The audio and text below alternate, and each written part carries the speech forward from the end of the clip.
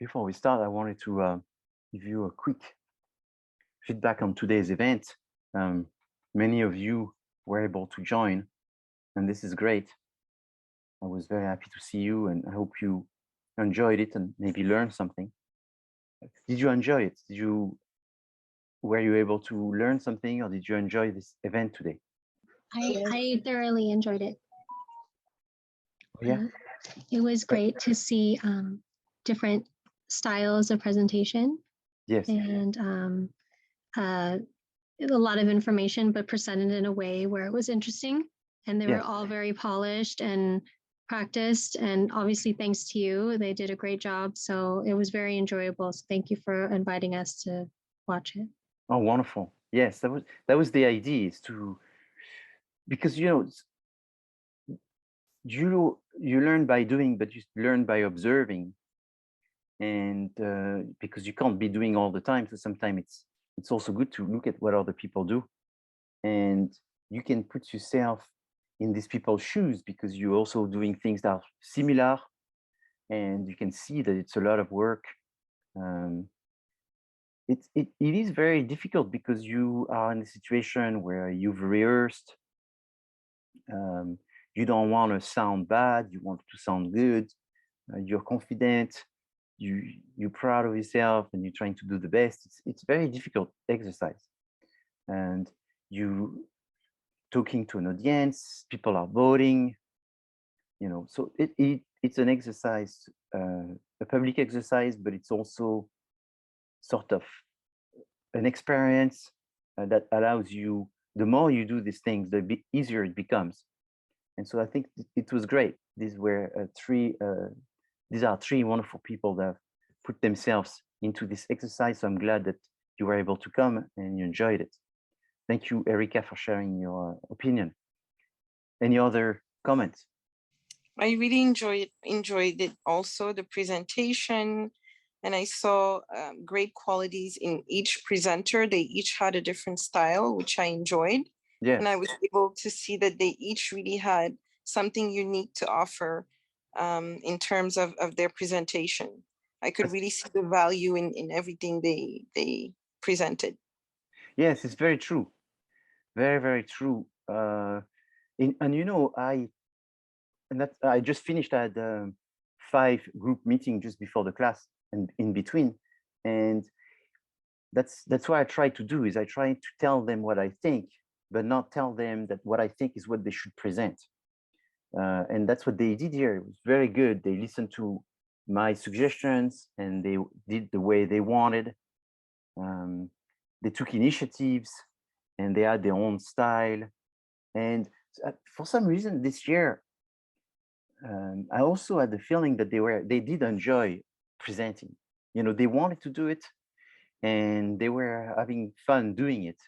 And that's also very important. They took it seriously. They could see that this was, it's a little bit like if you're a swimmer, going to the gym is not swimming. If you're a swimmer, you like swimming.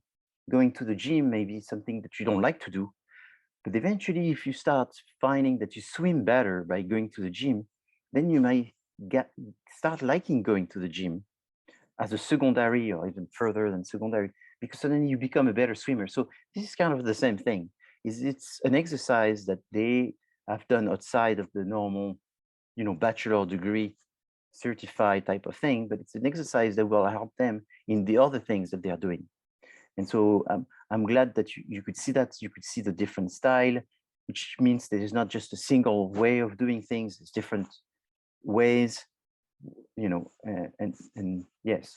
So thank you for coming. Any other comments? Thank you, Professor, very much for the opportunity that you gave us, and we were able to listen whole presentation. I really enjoyed it. Most of all, I enjoyed the speech of Jessica. She was very confident. The presentation was very informative. I enjoyed Mary too. So the whole presentation was really well prepared, and we enjoyed every information we got. It was really informative. Thank you very much. Great. Yes, thank you for coming. And there's another thing that it was interesting is we had this was the 15th year I was doing this, and when I started doing it, there was a number of faculty that didn't like the fact that I was doing this because they said there was no value for the students. And now, obviously, 15 years after, there's thousands of these just in California being done. So it's extremely popular. And it got popularized by Shark Tank.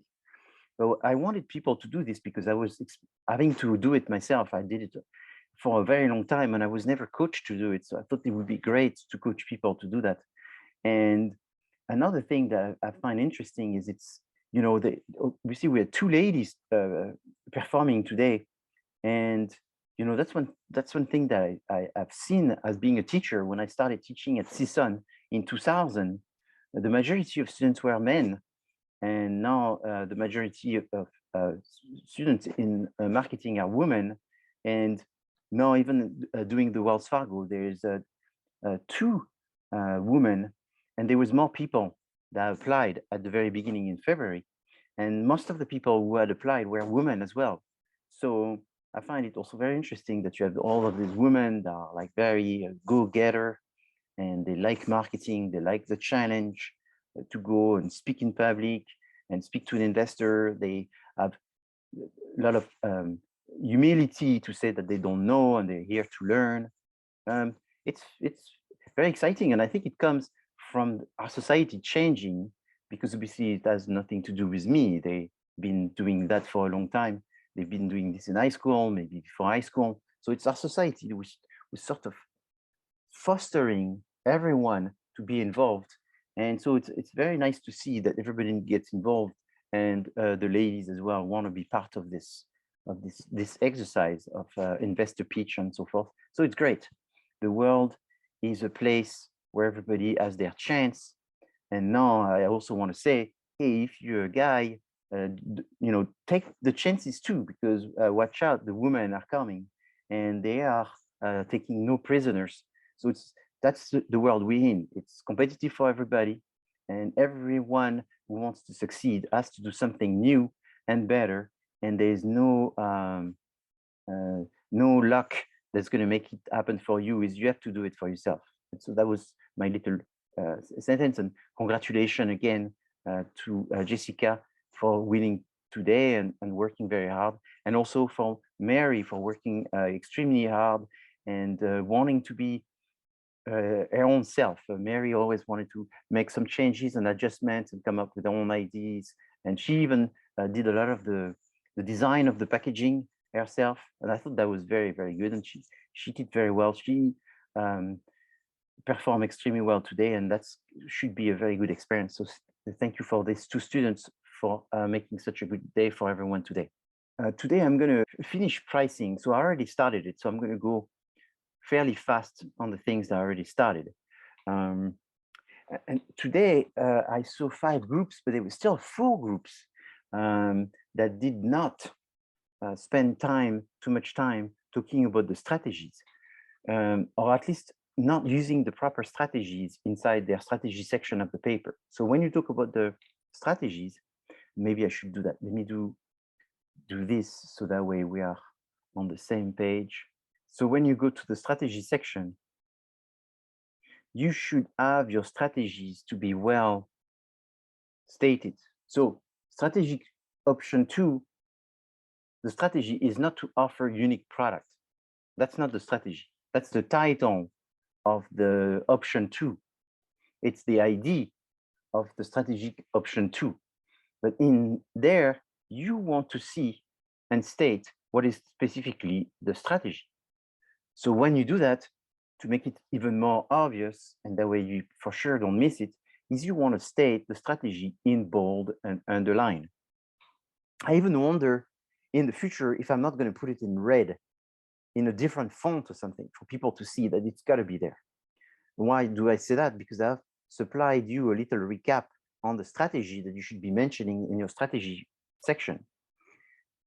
In your strategy section, simply pick some of the strategies that I've mentioned in that recap. Don't make it more complicated by trying to invent some strategies. Inventing strategies is very difficult. I think it's much easier to just use the already existing strategies, which are the 15 that I've supplied you. There's in fact 4 that are what is called the basic strategies, which is market penetration, product development, market development, and diversification. These work 70, 65% of the time. So if only you were using these, you'll be doing it correctly. So I just recommend that you do it correctly by not reinventing the wheel and trying to come up with new names of strategies. Stick to the existing strategies. Learning the 15 strategies, if you were motivated to do that, I think that's a good idea, but you don't have to do that. Learn at least the 4 basic. Learning these 4 basic strategies is not going to be a burden because you will be put in positions where you're really talking to other people and you have to talk the same language. So by at least knowing the 4 basic strategies, which is again, market penetration, market development, new product development, and diversification, by learning those 4, you will separate yourself from the people that just sort of study just to pass the exam versus learning. So I recommend you learn these because they are not just, I don't know, something to burden your brain or whatever. It's something that you will use. I mean, you won't use it every day if you are an employee that can't wait to be on Friday at past 5 o'clock. You won't use it every day because that means you probably don't like your job. But if your motivation is to become an executive and more, you will use it every day because the higher you are ranked in the business, the more you make strategies. Also, if you own your business, you will have to be doing some strategies. You can't be just being tactical all the time. So strategies are important. Look at the recap and only use this recap and simply make it bold and simple inside the document. And that's what I'm doing here, showing you. Here, it's not bold, but here again, the name of the strategy. So those strategies, the recap 1 are the basic 15, but there's more than 15 because when you look at pricing, there's 2 sub-strategies and there's market scheming and market penetration. So that consists in, if A2 Milk was doing market scheming, let's say they will increase their prices. Why would they increase their prices? Maybe they will increase their prices in order to modify their positioning and be perceived as more of a luxury product. Maybe because they're focusing on a more upmarket, wealthy type of consumers. So that would be good. Maybe because they would do something that nobody has. Let's say they're doing organic A2 milk and nobody else has organic A2 milk and it's a step up. So if you do organic A2 milk, do you keep it the same price or do you do market scheming? Maybe you'll do market scheming because you figure that you don't have that many competitors that could copy you and you have a period of time where you could enjoy the fact that you're the only one and there's a strong demand for scheming. Market penetration will consist in saying, why don't we have a low price for the A2 milk and have a low margin, because that way they will reduce the amount of profit from doing A2 milk and therefore reduce the motivation for our competitors to start making A2 milk. So it's good because you do slow down the amount of competitors joining in, but you also make yourself in a difficult position because you make less money and therefore you can't invest very well in your product and invest in the marketing of your product. You have little marketing money and therefore people are going to buy it because it's cheaper. Then I talked about the product mix pricing, where you have different products with different prices in the product line. Then optional pricing, where people buy the accessories that could be used as options to use the main product. And the captive pricing, where you're using specific elements of the product which are necessary, and without these, you cannot use it, like a battery for an electric product, or like strings for an electric guitar. So product mix pricing also has byproduct, where you try to make money out of the byproduct that you'll be making and not purposively selling, but then there will be a market. So you make furniture and you have sawdust, you sell the sawdust to the zoo. Product bundling is when you sell a combined assets of products together where the combination of the prices is lower. So you sell toothpaste and toothbrush combined, it would be $2 plus $2 for, in that situation, it would be $3.50 for the combined product.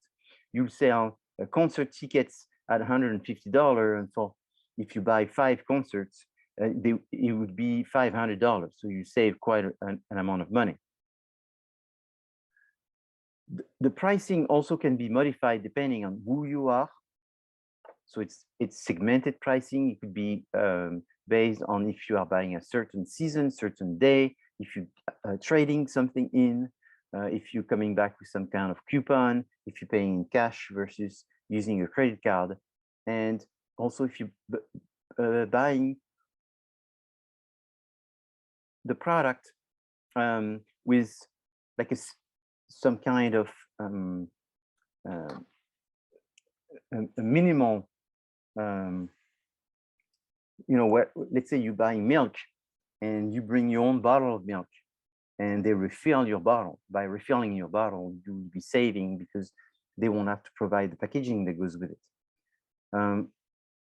So different time, different location would have different prices. So you buy milk at the airport, it's not the same price as you buying from the farm, and if you're buying from the grocery store.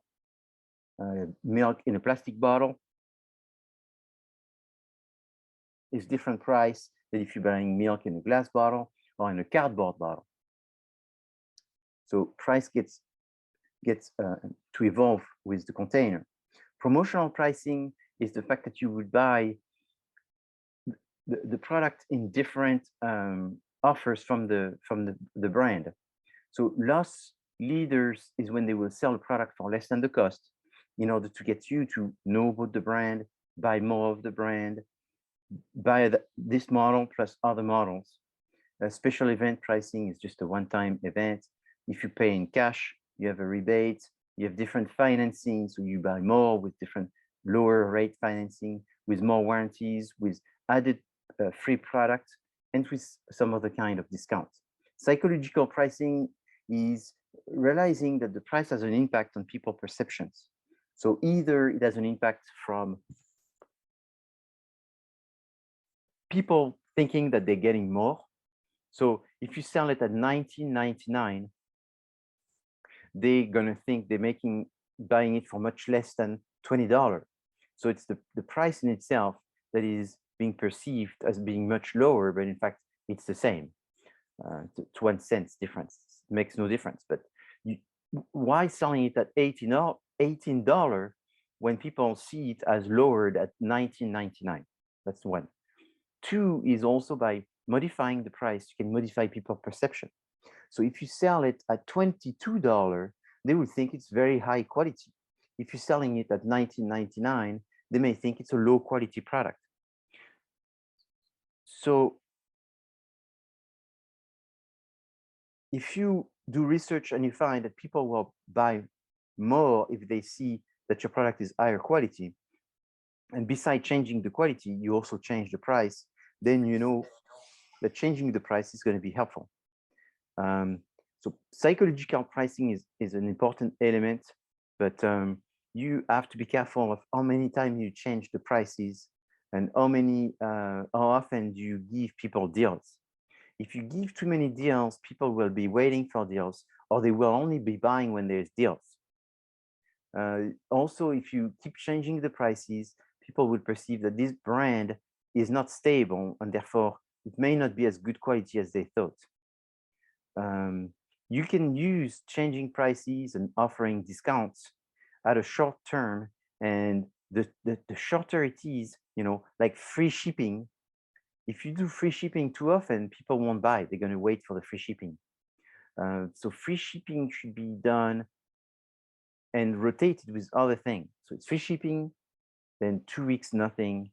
Then the third week is 10% discount, then nothing for 3 weeks, and then nothing for another 2 weeks. And then suddenly free shipping comes back, or maybe on just different promotions.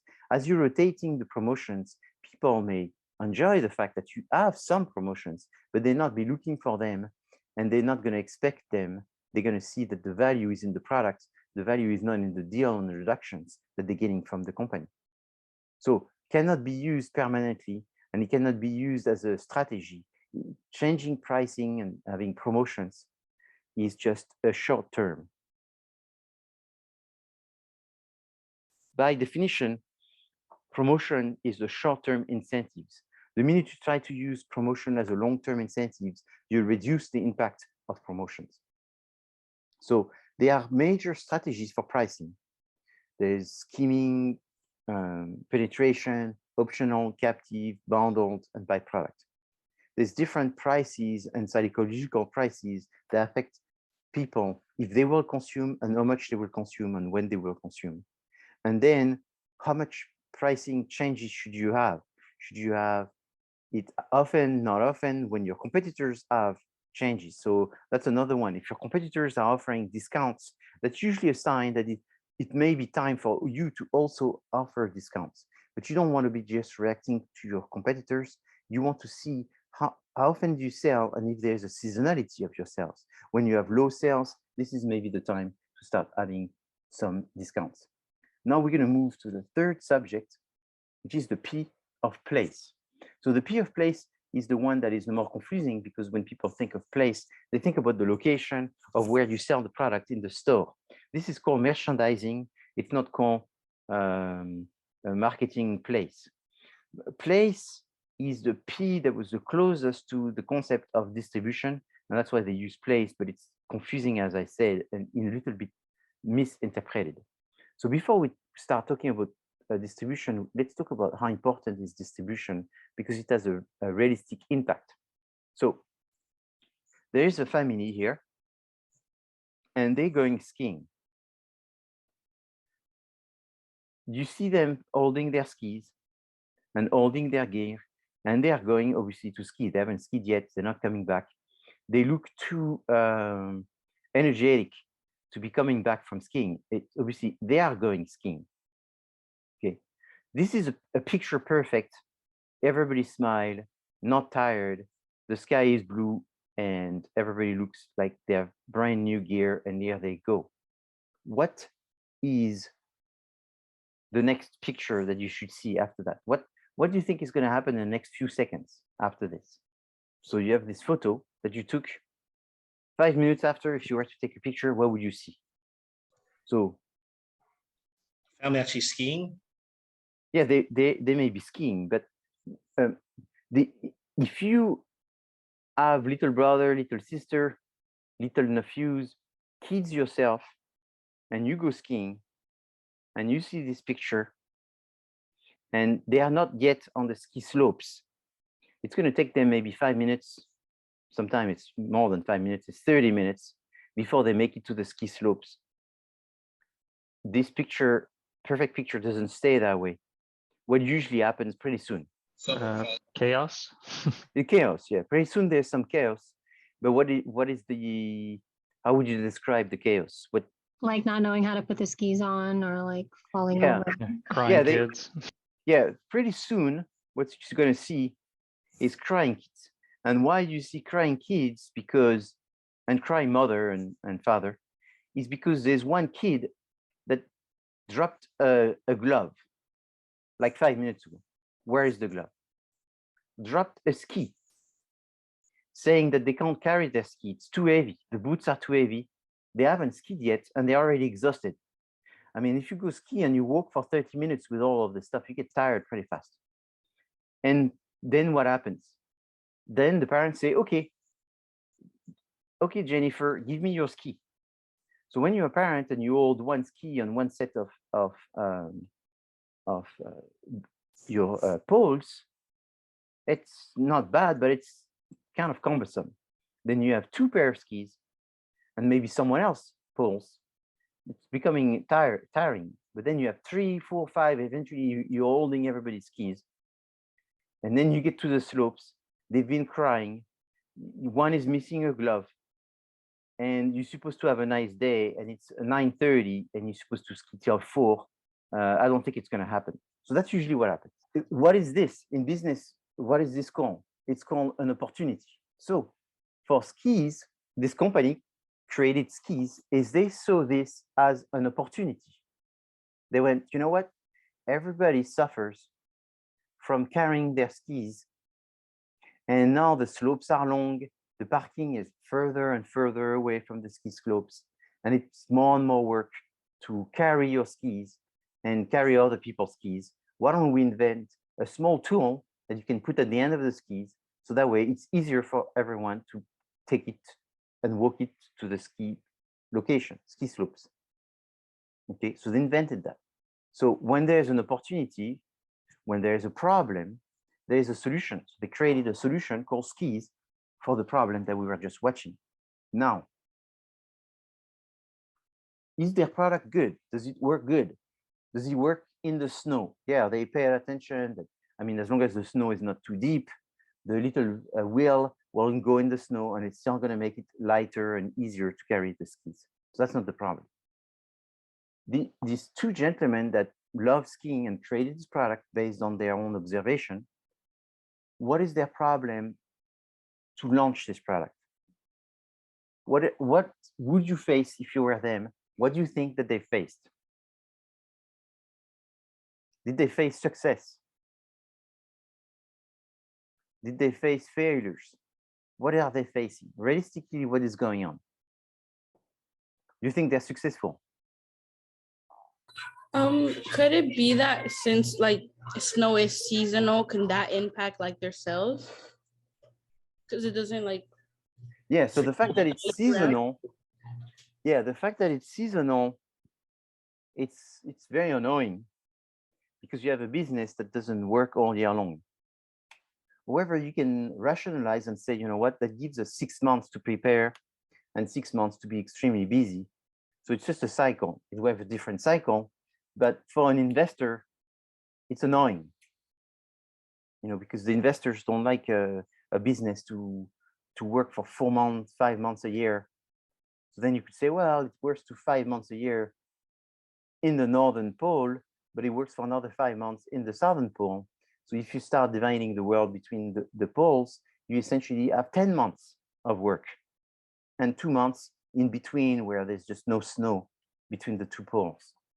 That's true. So it's seasonal, but it's very geographical seasonal. So you have to be willing to travel far in order to experience the full 10 months. If you only want to live in America, that's a problem because you'll have to go to New Zealand and to Australia and South Africa and Japan and all that. So you'll have to change. But for the people that are willing to move, then it's fine. So that's a problem, but that's not the biggest problem. The biggest problem of people that invent fantastic product, perfect product that satisfy an existing need and satisfy a problem is that nobody knows about their product. So, you know, there's always entrepreneurial students in my class and they come and see and say, okay, in that situation of skis, what I would do is I would use social media. But social media, for people to know about the product, you're gonna have to spend a lot of time, a lot of money. I mean, you're gonna have to be riveted on your Instagram account and just send information again and again and have many people and pay influencers, and it's expensive. And even though you do that, you may not be selling the product. What makes you sell a product? Like you're a nobody like this, you created a product and it's a great product. What makes you sell the product? What's the number one of business? How do you know someone is 99% sure to succeed and someone is 99% sure to fail? You business students, what's the secret code? What's the hush of business? What's going to make you a successful business person? Well, how our product stands out from the rest. So how your product stands out from the rest.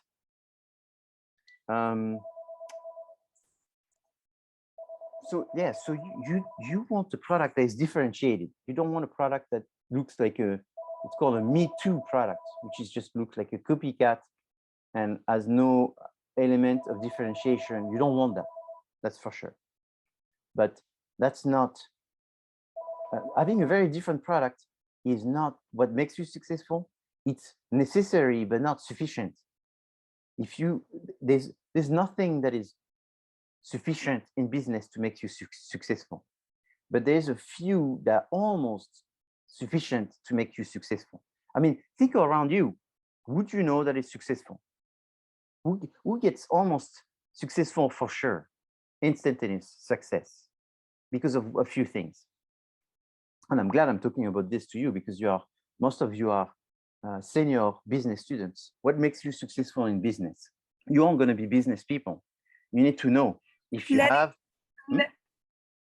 letting yourself be known. Like I remember that when we watched the entrepreneur video, like some of the it was saying that sometimes you have to do stuff for free to let yourself be known in order to be successful.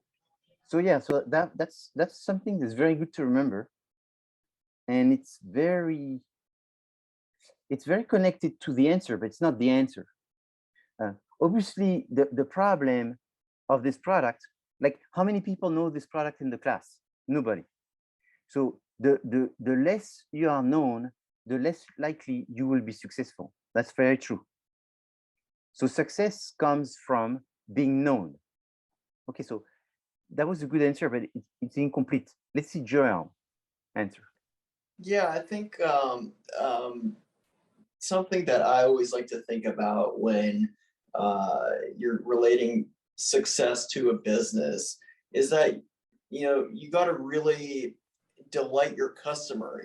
For example, you have the Coca-Cola product that they want to be involved with every happy occasion, like, the Olympics or, spelling bee or whatever the case might be. And, you rarely ever see them, advertise for, political campaigns or, the presidential election. So they're, they really want to delight their customers by, being involved in, in very happy things. So the answer to your question is, you have to delight the customer every single day. So yes, delighting the customer is very important, but if nobody knows about you, there's nobody to delight. So it's like before there's a fire, there's smoke.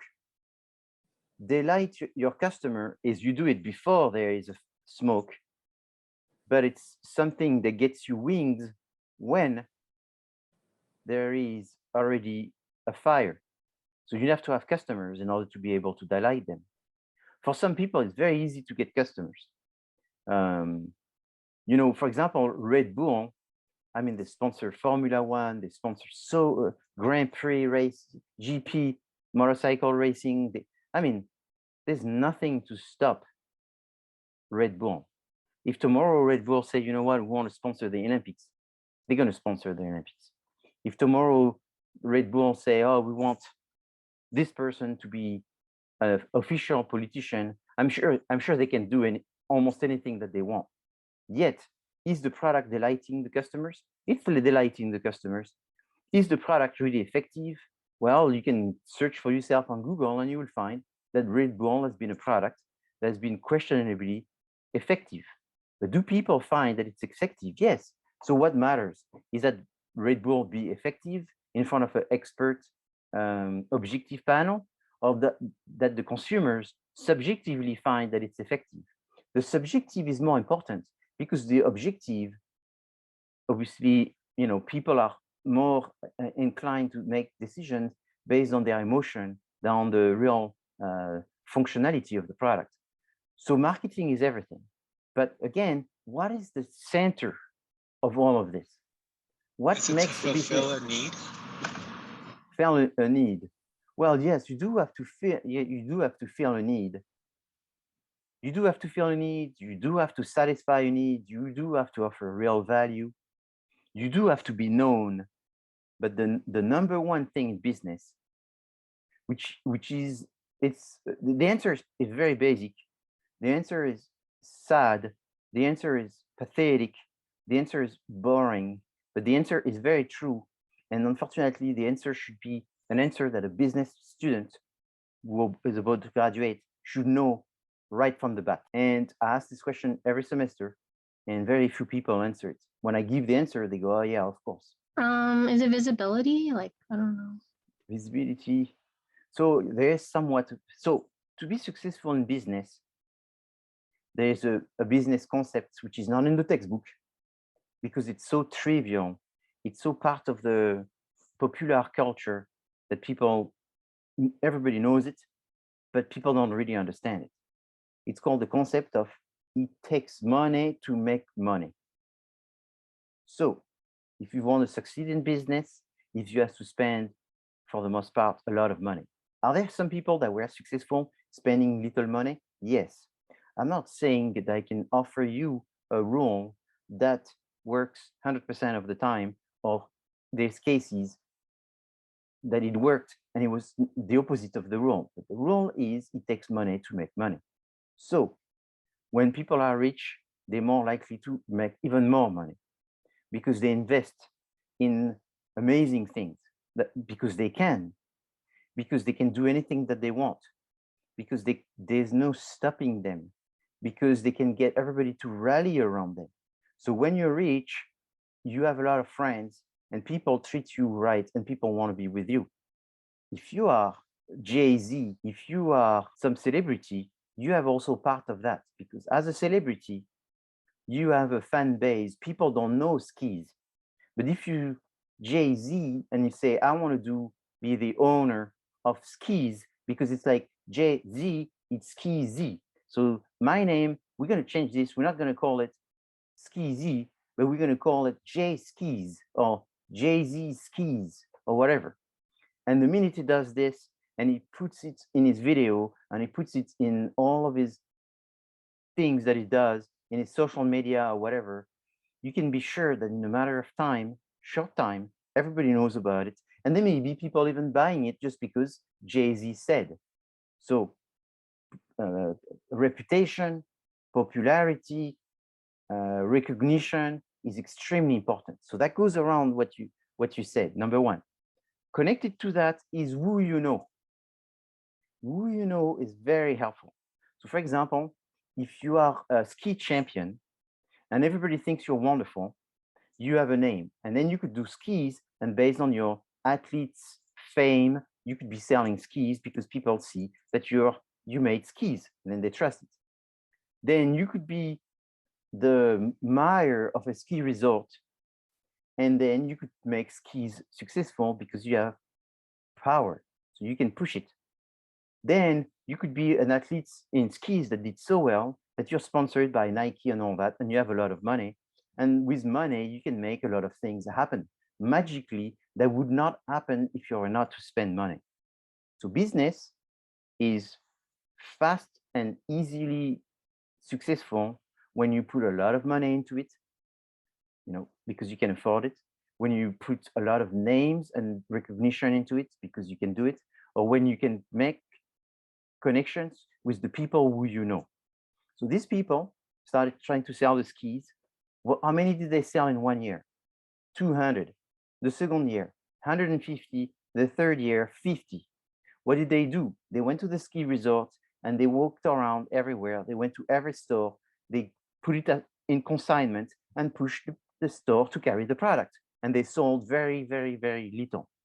So then they had the garage, all of their garage, the garage of their family, full of the skis in boxes. And after 4 years, they say, we need to do something different. So what did they do? They went to Shark Tank. And as they went to Shark Tank, they pitched the fact that they found a problem, that they made a product that is very satisfying, that is a product that is easy to install, it's easy to put in your gear, it's easy for young and old, experienced, inexperienced, it doesn't cost a lot of money, and you can sell it for 5 times what it costs. There's a big profit margin, and they pitched it. When you pitch this to the shark, what happens? What happens is if you pitched it and that day there is Barbara Corcoran, you succeed. Why? Because Barbara Corcoran skis. She likes skiing. She's known to take skiing very seriously all her life. And therefore she's interested because it's about skiing. She sees the value, it's about skiing, it's good. And she makes one phone call. And in one phone call, she spent 5 minutes and get already 50,000 of the skis to be sold out because she knows who to call. She doesn't have to beg and all of this. She skis with you know, the Bezos family, and she skis with them and say, hey, I found this great product. I'll send you a sample. When you get the sample, let's put it on the front page of Amazon during the ski season. And then the Bezos say, yeah, it's really good. I use it. My family uses it. Let's do it. Fun product. It's about skiing. I'm all for it. Why not? So who you know can make things happen very quickly, something that would take you your entire life to achieve. And maybe even your entire life will not achieve it. So who you know, how much money you have, and if you and who you are is number one. So then when you hear this, you go, gee, but I'm not rich. I don't know anybody. And nobody knows me. How am I going to be good in business? Well, you're going to be good in business because, like everybody, many people, is they didn't start with a lot of money, but they knew that's what they needed to have. Fame, a good reputation, knowing who you need to know, and more money, so you could put the money where your mouth is, and then get things magically happier and happen. That's what business is about. Business is not democratic. Business is not equitable. Business is about playing, knowing what you need to focus on, what you need to step up, accelerate on. So accelerate on by knowing as many people as possible, by knowing the people that you need to know, by building your reputation, and by saving money so that way you can have the money that you need in order to make things happen. That's very, very, very important. And that was my recommendation. So what happens to these people is skis became very successful because they worked with a shark. The shark gave $50,000 to skis. Do you think that the $50,000 was very helpful? No. The $50,000 is a drop in the ocean. The $50,000 is gonna do nothing. So why would you want to get money from Barbara Corcoran? You want that connection. Yeah, you want the connection, but you don't want the connection for free. So if tomorrow you're in the plane and you're next to Warren Buffett, you're not going to talk about, you know, season and it's nice and warm and so forth. You're going to try to get Warren Buffett business card by talking about things that could interest him. If you have a business, I almost feel like saying, you're going to give 10% to Warren Buffett for free. Why should you give 10% to Warren Buffett for free? Because then they'll care about the company. So they'll probably like you said, like mention it to their connections and kind of like really help the business grow because their money will grow too. Yes, exactly. So, but you see, if you give 10% to Warren Buffett, is he going to take care of it? Maybe not, because you give it for free. If you give 10% to Warren Buffett and you ask him for $5,000, is he going to do something? Maybe more, because he has skin in the game. So this $50,000 is skin in the game. What you get here is someone that can get you quick distribution. That's the point I'm trying to tell. Is distribution is very hard to get. Distribution is probably the most important. What you need to understand is you can sell nothing. You can sell thin air and make millions of dollars as long as you have the distribution. The most difficult thing, the most important thing is not what you sell, is the fact that you're selling it with a distribution that touches a lot of people, and it's the number game. The more people you touch, the more you're going to sell. And the more people are going to buy, the more they're going to think they bought the right thing. People are not very critical. They buy dumb stuff. They just buy what everybody buys. They just follow. There's a lot of sheep and a lot of sheep led by a lot of donkeys. So that's the game that you play. You just see that. And then you go, okay, so who do I need in order to sell my product? I don't care what I need to sell. I'm not in love with the product. I'm in love with business. And therefore I look at what business, how it works. And how it works is through distribution, is knowing who's going to make it happen to you fast. Because if you decide to take your little bag and put your skis inside the bag and go knock at doors, you're going to have to knock at millions of doors before anything happens. Versus these people, they make phone calls and it's done. It's their specialty. If that day where you presented skis, Barbara Corcoran was not there, you know what you would have had? Nothing. Why did you have something when Barbara Corcoran is there? Because she knows about skiing. The other people don't care for skiing. They don't think it's fun. So therefore, they would have listened to you and say, oh, that sounds like a good product. Next. I'm not interested. It's not my field. It's not my field of reputation, my field of connections and relationship and expertise. Pass. It could be a really good idea, but I pass because that's not what I'm specialized on. I will focus on the thing that I'm specialized on, the thing that have a good return on investment, that it's a valuable idea that will satisfy customers, because I don't have time to come up with all kinds of ideas, but I know who to talk to, and in a matter of minutes, it's going to work. Let's do it. I give you a bit of money. I get a share of the business. Let's see if it can happen. If it doesn't work, that's fine. I lost $50,000. I just tried. For them, that's all it is. For the person that of skis, it's their life that they have, all their life. What about Comfy? The original Comfy, that's what happened to them. They came and they came up with a product which was, they realized there was a lot of people sitting on the sofa all day.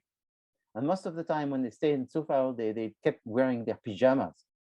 And as they were wearing their pajamas, they realized a lot of people were wearing large clothes and wearing a blanket. And then they say, hey, why don't we make a blanket that you can wear? That's for the ultimate couch potato, a blanket that you can wear, and that becomes your Comfy. They came up with a product.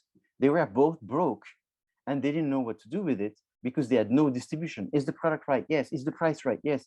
Is the quality right? Is there a need for the product? Yes. But how can you sell it? I don't know anybody. I'm not known and I have no money. I'm doomed. Nothing is going to happen.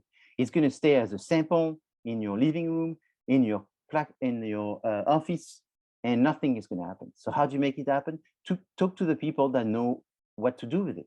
So again, these people went to Shark Tank, and it's just a coincidence. They talked to everybody and all the things about QVC, Bed Bath and Beyond and all that.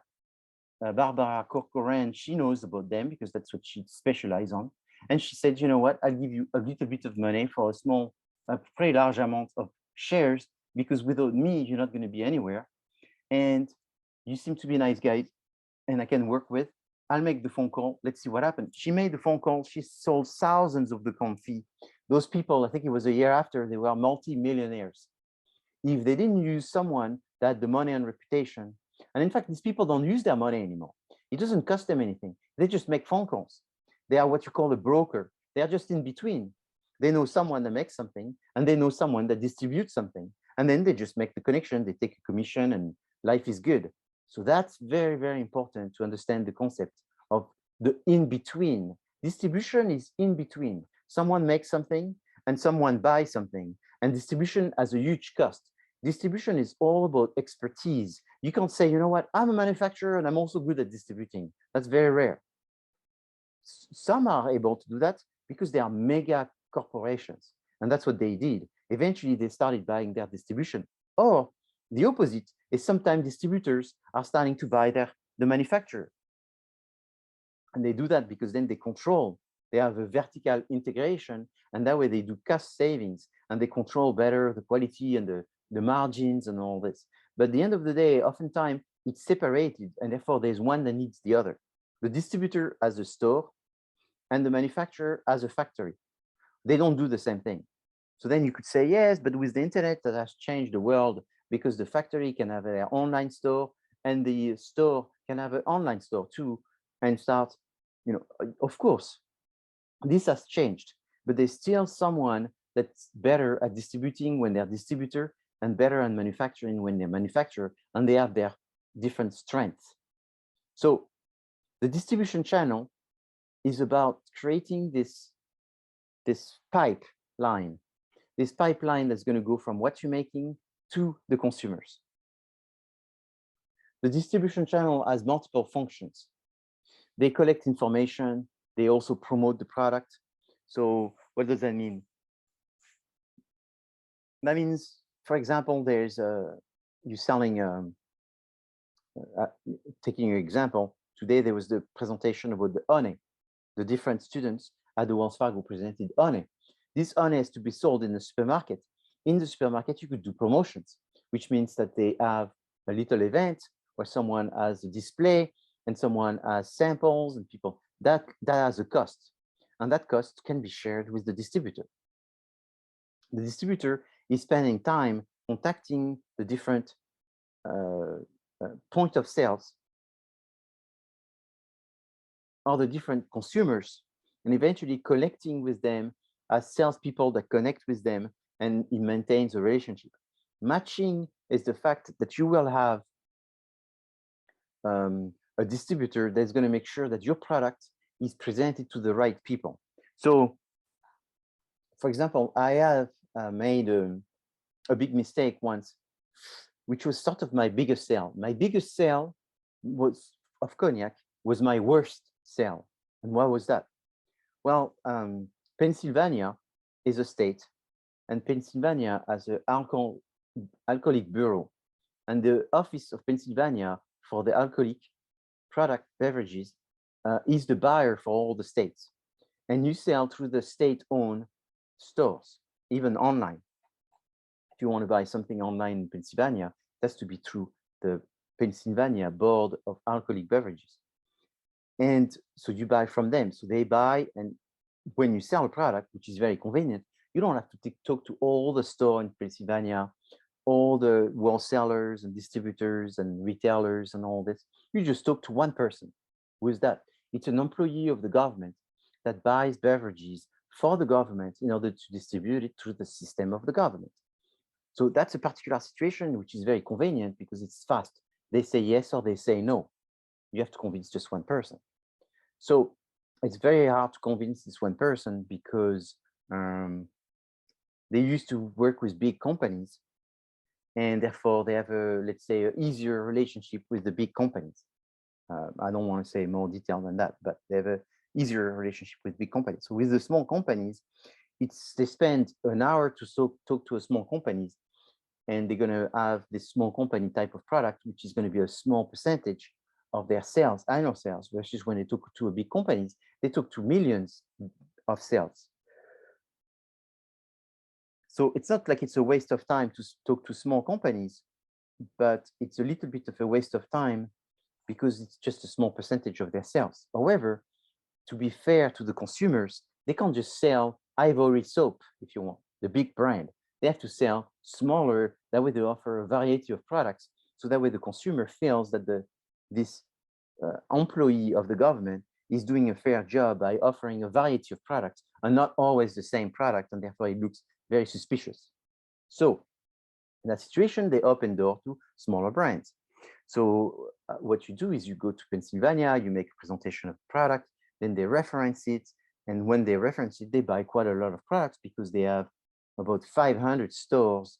So even if they buy 110 products, that's 5,000 products. And if they have 100 stores, just 20% of the store that they're going to buy from you, it's 50,000 products. So it's a big buyer, and it can easily be your biggest customers. So I was excited. The Pennsylvania state made a very large percentage of my cognac, but then the matching was not good. Why is that? Because they have segmentation targeting type of statistics where they look at different zip codes of their store and the type of product that they buy. So in my situation, my cognac is for the people that are not looking for a specific brand, because that brand is the brand that is they expected to buy. So they are more interested in buying a good product more than a specific brand that is expected to be the brand stereotype that they should be buying. But they saw that my product was really good, and it was a little bit cheaper than the standard big, massive, huge brand. And so they bought it and put it in the store where they were selling mostly to African Americans. And my product doesn't work too good with African Americans because it's not a brand that is promoted through rappers and hip hop singers and so forth. But they didn't care. They put it there. A month after, they sold nothing. 6 months after, they sold nothing. My product was even cheaper. How come it's not selling? Because these people wanted the brand that is inside the rapper videos. And that's all they wanted. If it was not in the rapper video, they would not buy it. If it was more expensive than the rapper video, they probably buy it. But it was not, and it was cheaper. Therefore, they figure maybe it was not even as good. So the price had a psychological effect, which was negatively hurting the sales. And it was not perceived to be a legitimate brand that was accepted by a rapper and was expected within the stereotype of what they were supposed to do.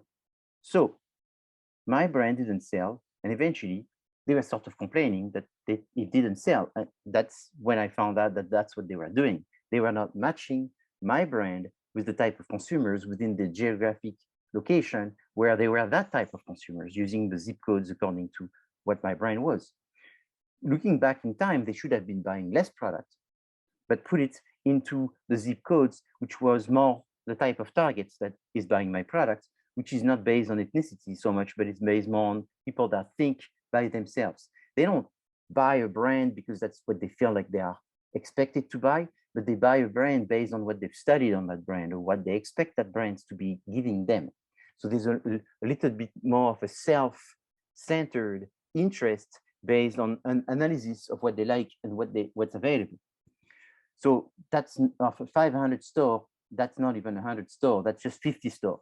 There's 50 store in Pennsylvania who would have this in large number around that store, this kind of people. So usually you find them in a location where you have more artists, higher income, more people that travel overseas, people that tends to be more free and independent.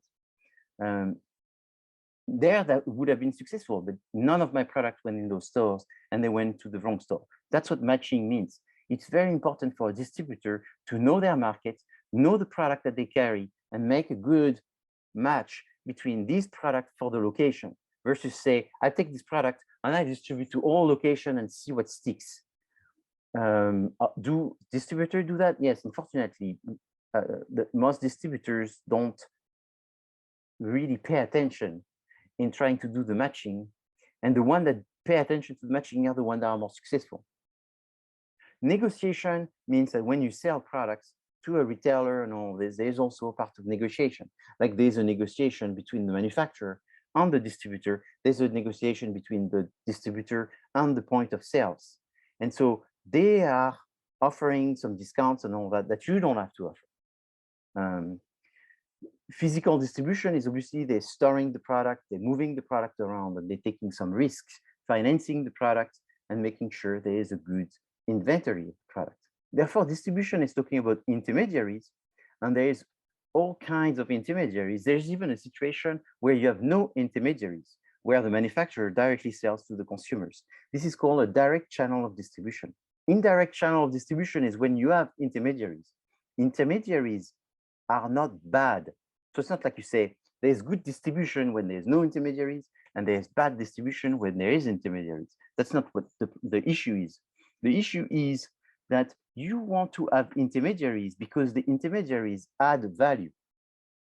So the more the product is expensive, sophisticated, with a requirement for installation, instruction, this kind of product, the more you want to have intermediaries, and less, you want less intermediaries maybe for products where there's not such a requirement, where there's no, and also it all depends on, do people buy one or do they buy several? So for example, you wouldn't want maybe to buy your potatoes from a farm. I mean, you could, maybe you should, but the idea is that how many potatoes you're going to buy. So if you go to the farm, those people like to sell potatoes by trucks versus by pound. Like, oh, how much you want? 1 pound, the next person. How much you want? 2 pounds, the next person. How much you want? half a pound. It's like, this is very time consuming versus you could be selling 1,000 pound every 5 minutes because you're selling to a wholesaler. You're selling to someone that's going to buy in bulk and then match it to smaller volumes. So depends what you're selling.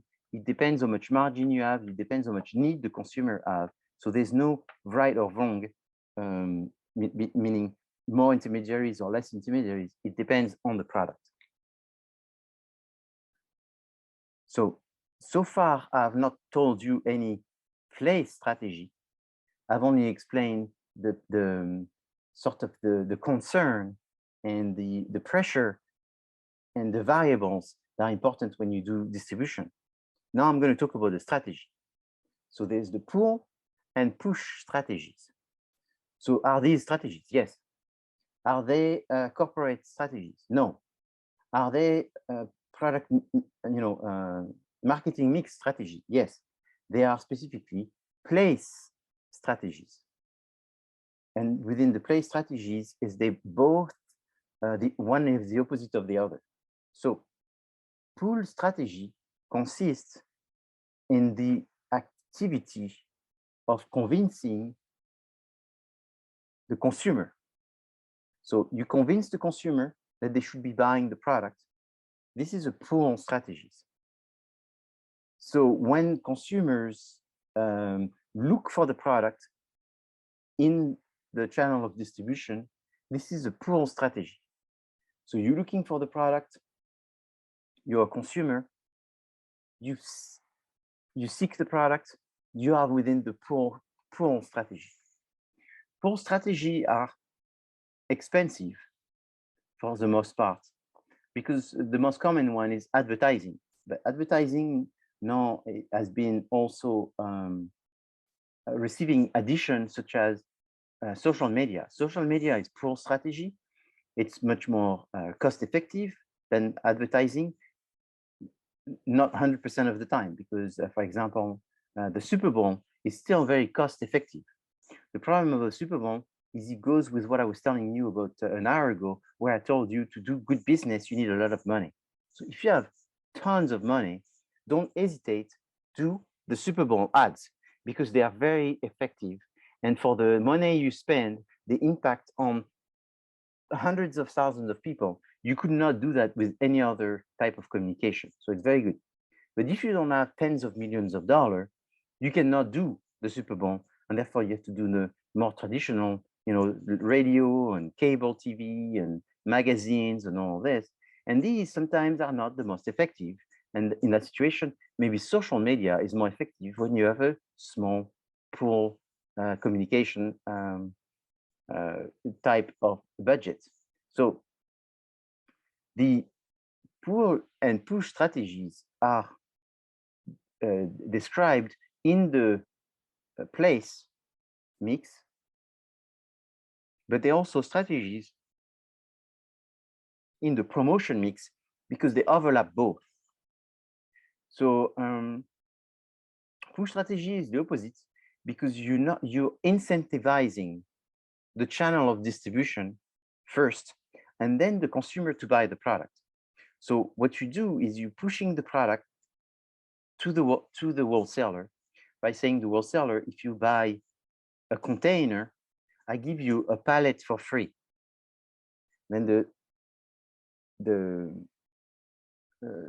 wholesaler distributor is going to have like a small container, it's 10 pallets. So it's going to pay for 9 pallets and have 1 pallet for free. Then they're going to take these and break it down into small store. Your stores are going to take several cases. And so the cases, let's say that you tell them 12 cases, the 20% off, 6 cases, 5% off, and less than 6 cases, nothing. So 6 to 12, 5%, over 12, 20%. So you incentivize people to buy more product. They don't buy more product because they know they're going to have more consumers coming inside the store. If they buy more product, not because of the relationship or the incentives that they get from the distributors, but because they know they have so many people coming to the store, this is the result of a pull strategy. But if they buy more product because you're giving them incentives to motivate them to buy more product because of the deal that they're getting, this is called push strategy. So push strategy, the benefit is that you know how much you're losing, but you know how much you're getting. 9 pallets purchased equal 1 per pallet free. So you know the cost of that 1 pallet. So it all depends on your profit to see the loss of 1 pallet. Does it still motivate you to make money from 9? If there's still a profit, you may want to do it. Sometimes there's no profit, but sometimes what you're trying to get is build your market share or try to introduce a new product into a market, so you're willing to lose a little bit of money, or sometimes what you're trying to do is to increase your volumes that you're selling in order to increase the volume that you're buying, in order to reduce the cost of the materials that you are buying, and also reduce the fixed cost, and increasing the markup and profit margin per product, because in the long run, that's going to make you successful if you're able to keep doing that. The danger with this is if there's some kind of recession, and then you essentially were successful because you are selling a lot, and it was the volume that was making you rich. If the volume goes down, you're not making much money per product, and now you're in a situation where you can't pay this big structure, and this big structure is sort of top heavy, and then you go bankrupt. So there is pros and cons. The best case scenario is essentially when you do both, the push and the pull at the same time, which means that you communicate to the customers so they seek your product in the store, and then you incentivize the distribution network so they carry more product. So now let's use an example with A2 milk.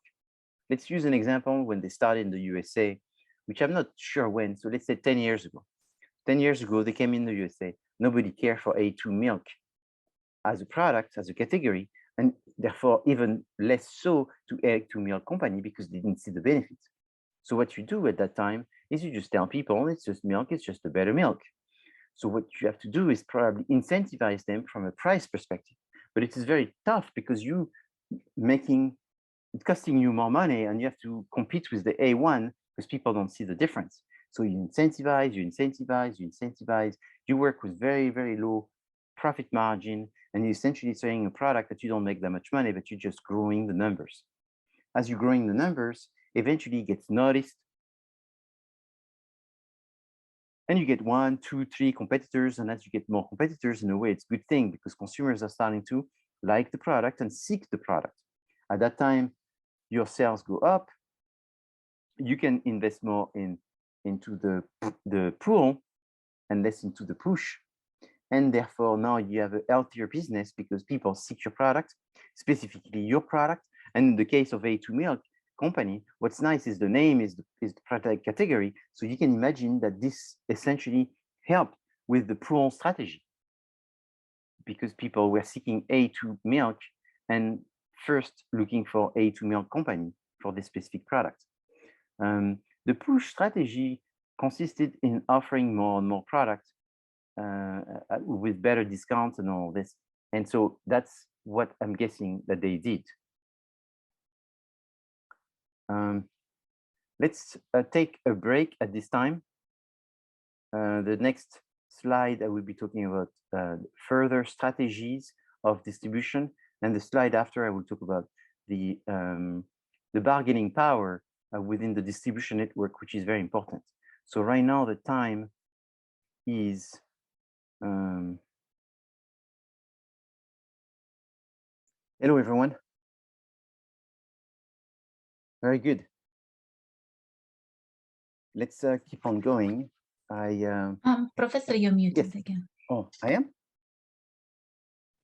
It's strange. And say muted. I can hear you. You can hear me. Yes, I think the microphone is acting and showing me when I speak it becoming green and all that. So it should be working. Excellent. Yeah, it works now. Okay, well, thank you for letting me know. I hate to feel that I'm just by myself sometimes. So thank you for reacting. Sure. So the push and pull strategies are, I'm teaching it to you today. Probably the first time you're hearing about it.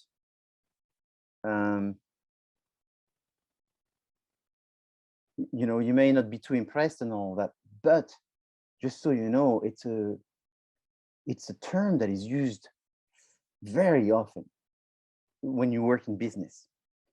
If you work in business with a company with several people and you are at a high or very high level, you hear about it all the time.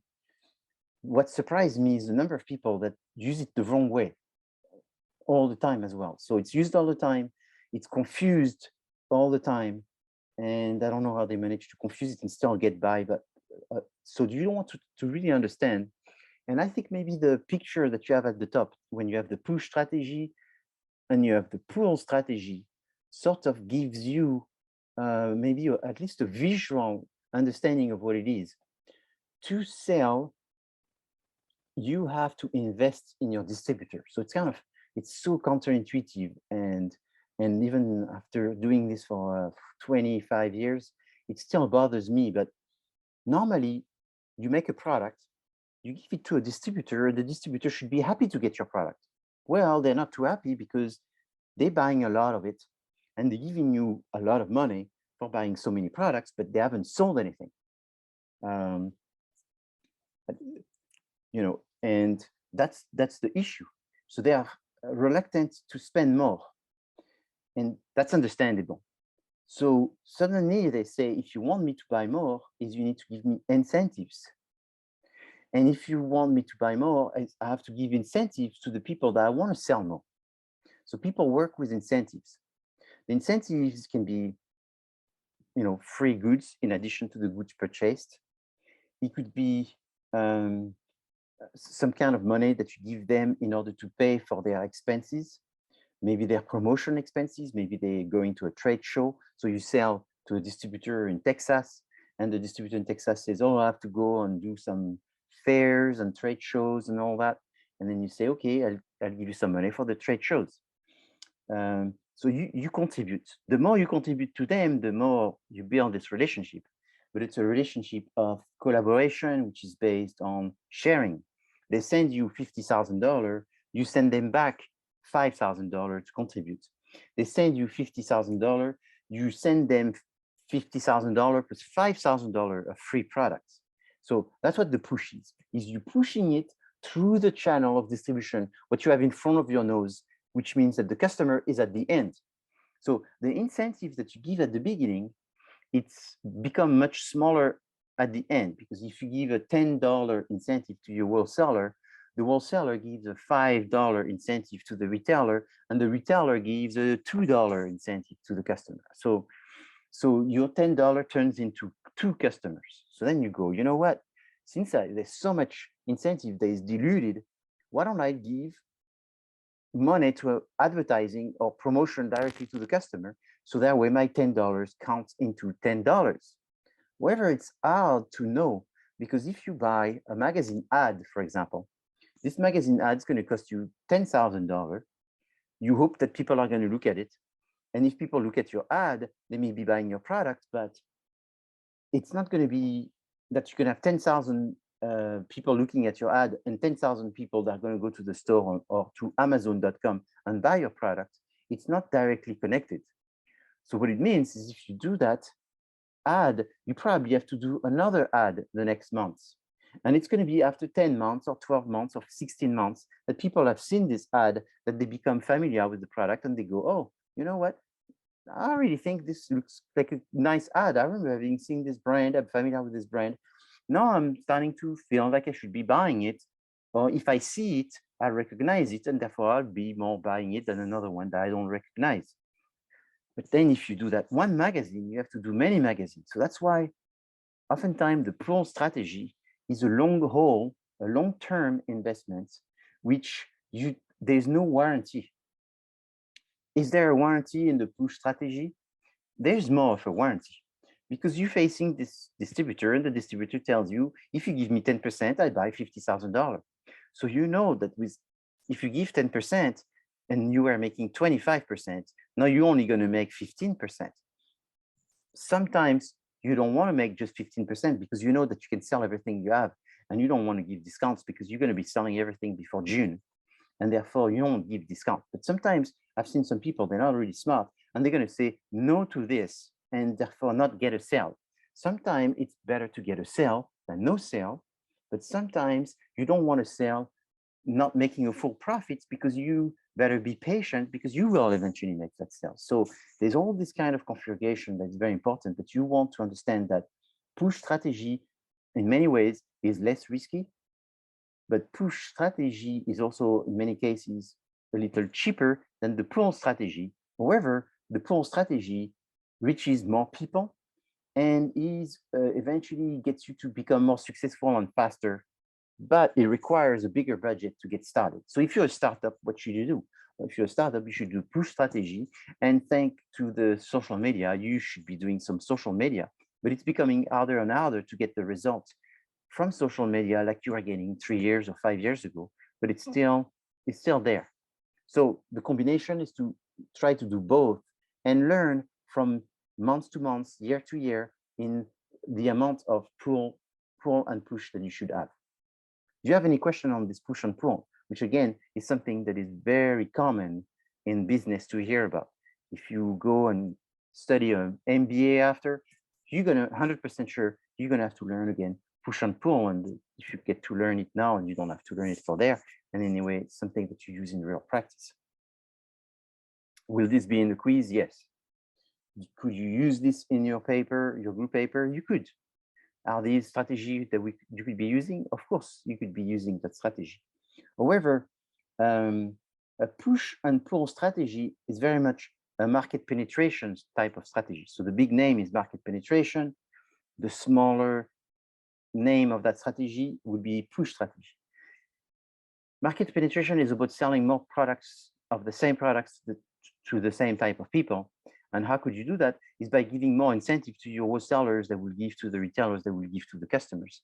Customers will get more incentive, therefore they will want to buy more. Does that make sense? So it's kind of like the explanation of how you would do market penetration. Now, excuse me. Yes. I had a question. So you said that the push, what strategy is best for startups? Yes, push strategy is the best for startups in general. So I'm not saying 100% of the time, but in business, I think you have never something that is 100%. Most of the suggestions are like 90%. And 90% of the time, you're a startup, you do a push strategy, which means that you incentivize the intermediaries that are going to help you sell. Okay. So you came today to the honey event, right? Where they were talking about honey. So imagine you have this great honey, it's infused, everybody thinks the product is great, but the consumer don't know, kind of like skizzy. So then what you do, you make 1,000, 2,000, 5,000 jars, and then you start slowing down making them because you're not selling them. You're not selling them not because they are not good. You're not selling them because not enough people know about it, and you're producing more than you're selling, right? Supply and demand. So then you say, okay, so now we need to sell more. How can you sell more? Well, you go to Vance and you tell them, if you buy 1,000, I give you 1,000 for free. If you do this, you probably lose some money, but at least you moved an amount of products. And if you move this 1,000 jars, you know that it's going to be 1,000 jars in the supermarket. And because you give them for free, they're going to put it in a place where they're going to sell it because it's to their advantage. Supermarket makes money based on their markup, and they make more money from the things that they bought cheaper. Do they buy the product from Nestle cheaper? No. Nestle grabs the supermarket and say, you're going to buy the price that we tell you. You're going to sell it the price we tell you. Procter & Gamble, the same. Johnson & Johnson, the same. Coca-Cola, the same. Pepsi-Cola, the same. All of the big company, they tell the supermarket what price they buy and what price they sell. They have little way of manipulating this. The smaller brands, they can negotiate. That's where they make the biggest markup.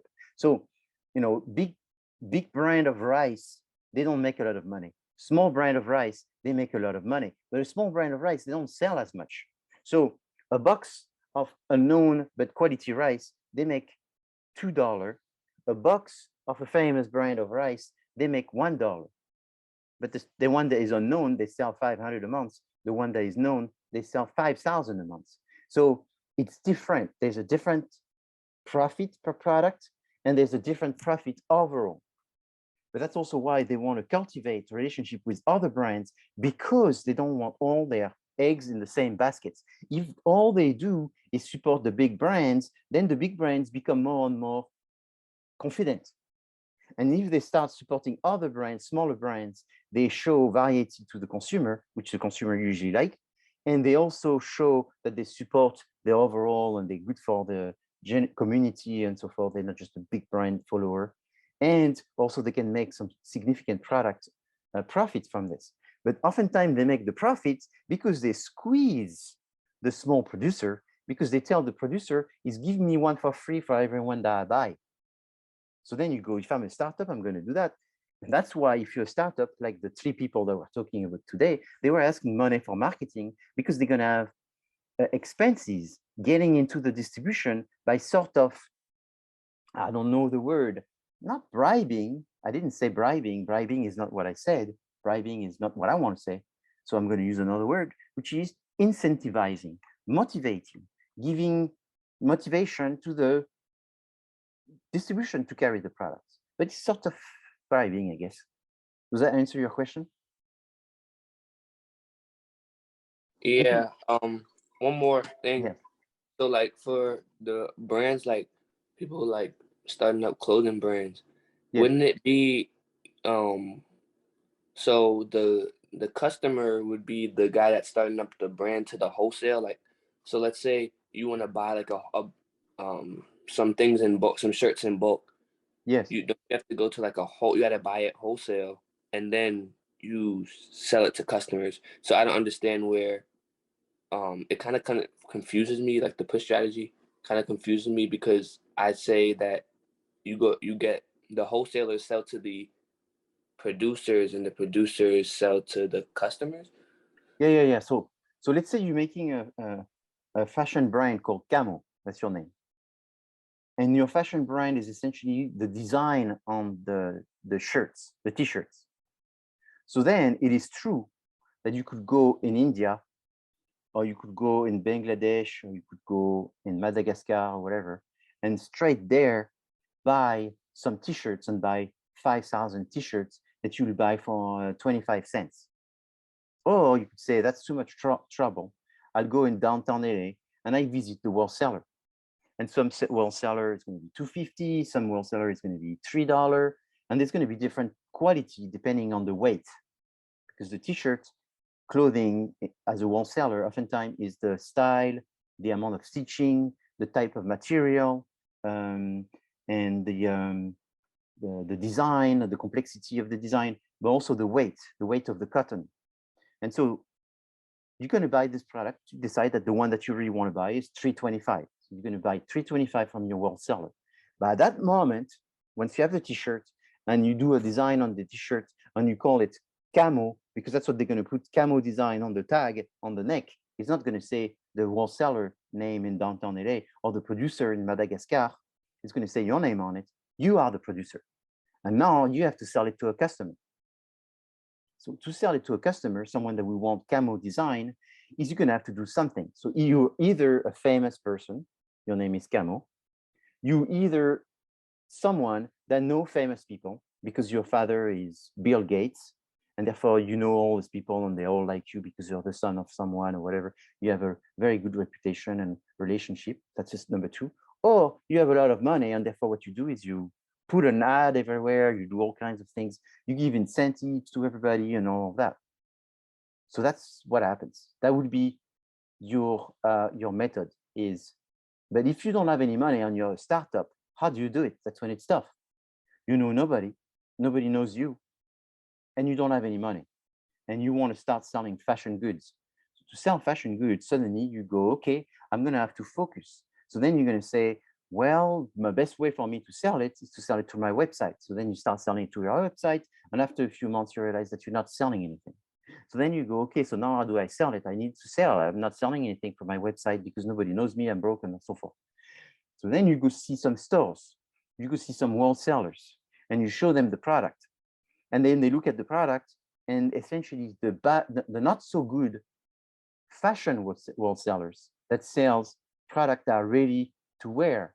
I'm not talking about the product that are ready to be branded, because ready to be branded is you as a brand buying it from wholesaler or manufacturer. So it happens before, but you are the brand, your Camo brand. So you become what's called here the producer.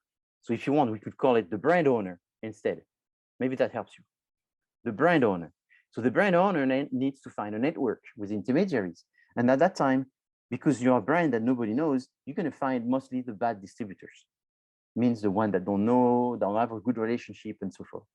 For them to be successful, they're going to need a lot of incentives. And that's what's going to happen, is you're going to do push strategy. Or You happen to have a nice house, and then you get a home equity on it. So lucky enough, your house, you bought it well, it's worth a lot, and you're getting $100,000 of home equity. You take your home equity, and then you put it in advertising directly to the customers. You buy Google ads, you do all kinds of things like this, and you open an Amazon store and you try to sell it yourself through some other store and your own store, but you have to spend some money in order to get the customers to look at your product. Either way, the beginning is going to be tough, because at the beginning, nobody knows you and nobody's going to want to be the first one to break the ice and be the first one to buy and start the momentum and the fan base around your brand. So then you have to think outside of the box. How do I get the momentum going? And then that's when, I mean, if I start talking about this, I have another hour just on that, but you need to find an opportunity within the market that's going to make you connect with the market through the type of design on products that you can have in order to speak something that is meaningful to them. And then you're going to have to find some influencers, then you're going to have to pay the influencers, and paying the influencers is going to be part of your sort of a push strategy too, because you're still paying someone who is an intermediary. So it's not an intermediary as a wholesaler or as a retailer, but it's called a jobber. So I have that one here. If you look here, I have M for manufacturer at the bottom, W for wholesaler, J for jobber. That would be like the influencer that you have to buy, and R for the retailer, and C for the consumers. I've used some jobbers, I've used some influencers that have said that my cognac is amazing, and they never tested it. And within minutes, people have been buying the product like in large volumes. That was very expensive, but it worked. You know, there's people that. Oh, you said a jobber? You said a jobber? Yeah, Jobber. What is that? A jobber is like a UPS truck that's going to move your product around, like an advertising agency that's going to be looking for celebrity or influencers and tell you, what do you want to sell? I want to sell this product. Who's your target? This is the target. Okay, so for this, I have all of these influencers. These are their monthly rates. These are their appearance rates. These are their click rates. These are all of this. And then you tell them what to lie, and they lie anything for you. They'll make it up. And then these people are just go on TikTok, on Google, they make up things. They just sort of mini celebrities. They're on YouTube, they're vloggers and all that, and they say things that you've paid them to say. That's like the influencers, right? Yeah, so influencer equal a jobber. A UPS truck delivery man that delivers your t-shirt to a consumer or to a wholesaler, that's a jobber. Your advertising agency who's designing the page for a new event. Like just during the break, the 15 minutes we had, someone called me from Geneva because they're working on a trade that we're doing in June, and they want me to work on some display and presentation. So it's like, whoa, okay. So I need to put this in my priority of working on that presentation. And so it's a brochure, but I'm not going to do the brochure all by myself, because this brochure requires photos, for example. So I told this person, I can take the photos of the product. I'm a okay photographer, but I'm not a professional. So you're going to have to pay for the professional photographer. That professional photographer that's going to take picture of the product is a jobber. They're part of the intermediaries. You can do things by yourself, but at one stage, there's people that you want to use that are better than you. So anybody that you use to help move your product and promote it and stuff like that is a jobber. Is a jobber, yes. Okay. Then there's another one that I'll talk in just a few minutes, which is called the broker. And I like to talk about this one because it's another one that is extremely important. And I think it's one of the best jobs to have, a broker. But I'll get to this just in a minute. Hey, thank you, Camo, for your question. That makes it so much better. I appreciate it. You always jump in, and that's great. So, but what you need to understand, and I know what you are asking, is there's wholesaler before the brand owner, and that's true. So maybe it helps you to think about the brand owner instead of producer. And the person who owns the brand and eventually is responsible for it to sell or not to sell, they care for the intermediaries. So, it's the concept of the supply and demand. Is you have the input and you have the output. So the input is what you as the brand owner, you're looking before you get to the product. So all the elements of the product, that's the input. Then you make the product, you make the packaging, you make all of this. And then you have the output is what you use in order to get it to the consumers. In and out of you. So distribution strategies, there's 3. So this is sort of easy because it's almost like oversimplistic. But if you decide to distribute your product everywhere, like you want to sell your honey infused strawberry infused honey. If it's everywhere, it's called intensive distribution. Is you think it should be in Walmart, in 7-Eleven, on the internet, right? Everywhere, intensive distribution. Selective distribution is you see that the product cannot be everywhere and it needs to be in very specific places. And so not everywhere, specific places. So as a rule of thumb is you say, 1/3 of the places, half of the places. That's selective distribution. Then the next one is exclusive distribution. So it's even more restrictive. Is it should be in just one place. So not all the places are equal and only one place. So that's exclusive distribution.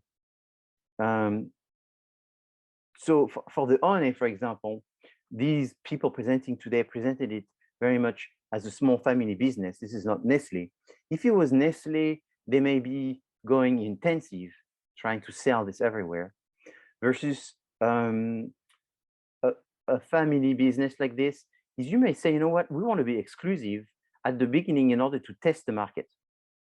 Remember when you launch a new product, you may launch it everywhere or just one store or just one city, is you may say, you know what, for the next 6 months, we're going to be exclusive. So that way we can invest less because we need less product and be more focused on the innovators. When you sell a new product, you have the first group, the innovator, then the early majority, the late majority, and the laggards. So you may say only one store in Los Angeles will have it, very exclusive, and we'll let everybody know that one store. Or you could be selective and say just Sprouts, all the Sprouts.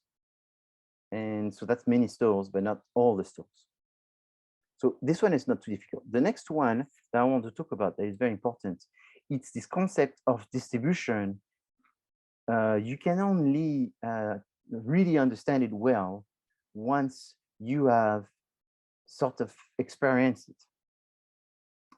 The world of distribution, and if you look at the 50 biggest company, you will see that a lot of company in the top 50 biggest company in the world are into distribution, which tells you that distribution is more important than manufacturing. Unfortunately, this is sort of true. And this is sort of true even more so in America, where you can find that America makes less and less things. More of the things are made overseas and less things are made in America. So why is this? Because it's more and more expensive to make things in America, and therefore they make it overseas. We live in a global world where people that make the decisions are more and more the accountants. So I'm sorry, I'm sort of talking down on the accountants right now, which is not the purpose. But the purpose is to tell you that the more the world is led by accountants, the more the world is becoming a risky business. Example, give us example. So examples is, if I take, for example, my company, is there's no other choices but to make the liquid, the cognac in France. Otherwise, it's not called cognac. Cognac is made in France in the city of Cognac. No choices. However, I take the cognac, put it in a glass bottle that is made in Paris, put a plastic cork, and so the cork is made in south of France. With the plastic, it's made in another area of France, and then some cardboard that is made in one area of France, which is mass produced in another factory, and all of this is printed on paper made somewhere in France, and with some ink produced in another area, which is printed in a factory that prints it, and then all of this is bottled in one area. Now, the accountant came and said, hey, you know what? We can save some money. What we want is we want to make the bottle where it's cheaper to make. So the place to make bottle the cheapest is usually the places where there's a lot of gas. Because to make a bottle, you need ovens, and ovens take a lot of energy. So why don't we make the bottles in Ukraine? So you make the bottles in Ukraine. Then the paper and all this, why don't we make the paper in Hungary? And then we print it in Romania. And then we bottle it in Italy. And then we get the cork from Portugal, and then the plastic for the cork from China, and then the packaging from Vietnam. So if you do this, your product costs, doing it the French way, it's going to cost you $20. If you do it as a global world like this, it's going to cost you $12. Plus the shipping, $2.50, $14.50. So before, if you are, it costs you $20 and you were selling at $25, you made $5. But now you make an extra $5.50, so you make $10.50. So obviously this is better.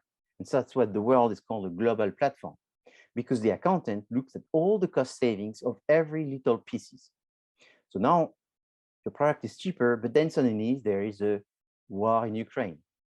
So suddenly they don't get as much gas and they have issues such as safety issues, obviously. So they turn off the factory.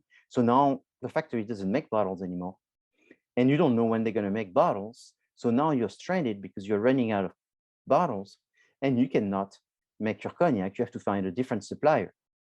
Prices are going up and you're looking for suppliers, and it's a big thing. And the supplier gives you a bottle that doesn't go on your machine anymore because it's slightly different because of the glass, the thickness, the weight. They didn't reproduce it 100%. The packaging coming from Vietnam is an issue because there's delay because of COVID. And also the prices went up everywhere. And so the ink went up because the ink went up because of gas, and the ink because of Vietnam doesn't have good negotiation with the Middle East. So their ink went up even more so. The Portugal, I mean, it's pretty nice, but the Portugal, it's extra traveling, so the transport went up for this and that. And I can keep going with the story, and you may be said, yes, but that's only true for cognac and it's boring. Well, that's what happens to the car industry. So many people went to try to buy a new car and they're not able because someone found that it was cheaper to make the seats in one country, the leather in another one, the chips in another country, the glass in another place, part of the engine in some other places and so forth. And eventually you saved by doing this, but then you lose control on the quality, you lose control on the inventory, and you lose control when the global world is not as safe and harmonious as it used to be. So suddenly that's the problem in distribution, not from an output perspective, but from an input perspective, from a sourcing perspective. So personally, I don't have any of this problem because I solved all of this by producing 100%, pretty much almost 100% of everything that has to do with my cognac is produced in France. One thing that's not produced in France, produced in Spain, it's the packaging, the cardboard for the packaging. So it's not very far. It's about 4.5 hours away from our distillery. So it's not too far. So we're suffering just because the price overall are going up. And sometimes the price overall are going up, not because the prices of the raw material are going up, but also because there's people that were buying it overseas that are now rushing to buy it local. So my local supplier says I have to raise the price because I don't have enough for everybody. So it's essentially not an issue of supply and demand and all that, but it's an inflation issue, which is based on the issue with the currency also changing and all of this. So that's the world that we live in, and that's the issue of being in business now, because everything is sort of very unpredictable. And even in terms of demand, it's very unpredictable. How you manage the demand, where do you sell, distributors disappearing and the large distributors becoming bigger. And therefore, because they become bigger, then you have to create bigger incentives in order to be able to work with the bigger distributors. So the bargaining power is really tough. The bargaining power is shifting towards the distributor as the distributors are creating products themselves. So when you hear that A2 Milk was created by A2 Milk Company, and 20 years down the road, Costco is selling its own A2 milk, that worries you. When you hear that Chobani is now also producing his own A2 milk, that worries you. When you hear that if Chobani is doing this, not long after, you can imagine that Danone is going to be doing it. Danone has a different relationship with the distribution network. Why? Because they don't sell just one product to the distribution network. They sell many products where Danone is very famous for doing what? What do you think Danone is doing here? Are they doing push? Are they doing pull? What do you think they're doing? Danone or Nestle?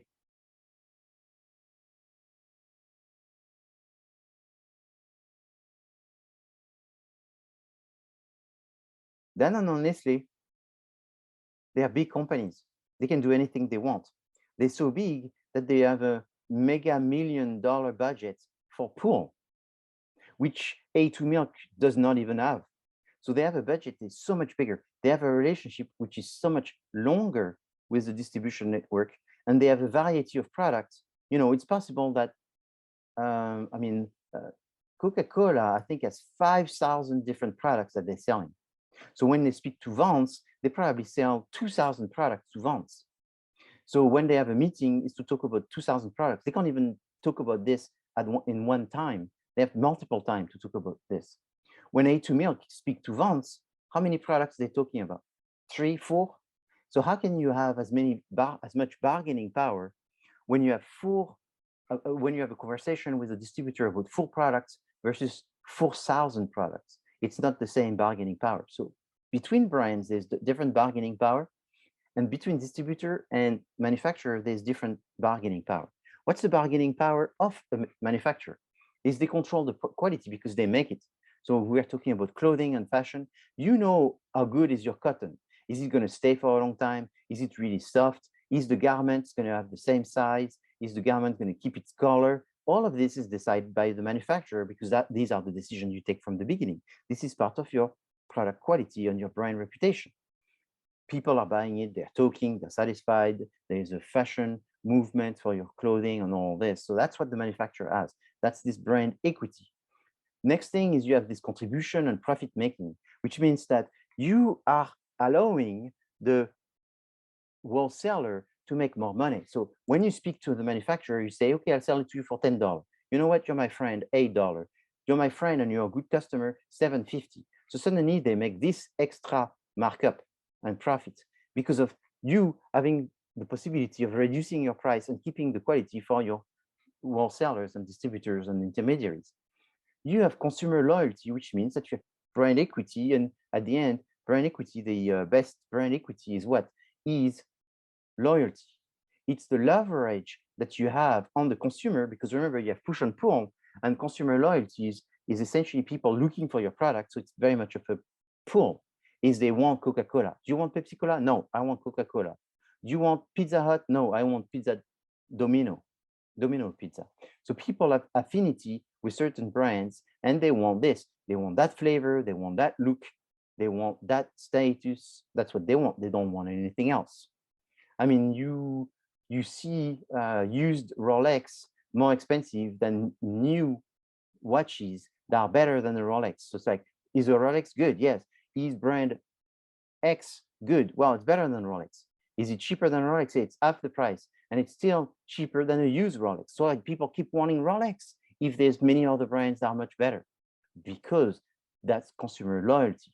That's what they want and nothing else. And therefore, what Rolex can do, Rolex can raise the prices. Rolex can control the distribution. Rolex can tell the distributor, you know what? You lose your distribution if you don't buy this many Rolex this month. This month, I need this many Rolex to be bought by your retail store. If you don't do this, next year you won't be a distributor of Rolex. And everybody says, okay, I'll just buy them. I'll figure out. Distributors, what's their power? Is the location. So whatever .com, whatever app, whatever physical location that they have, that's what makes them successful. The sales volume is the same because when they speak to a manufacturer, it's very different. B2B is much bigger than B2C.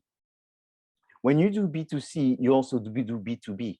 Every B2C business is in B2B, but not every B2B business is in B2C.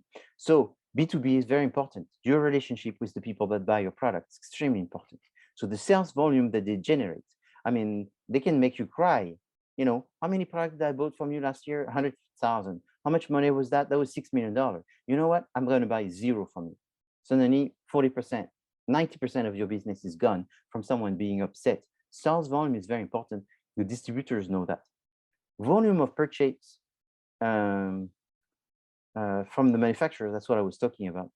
The sales volume is the fact that they sell a lot. So it's two different things. It's distributors, their strength is they sell a lot, but also the opposite side of that is they buy a lot from you. So that's two small, very similar things, but it's from a different perspective. So it is important.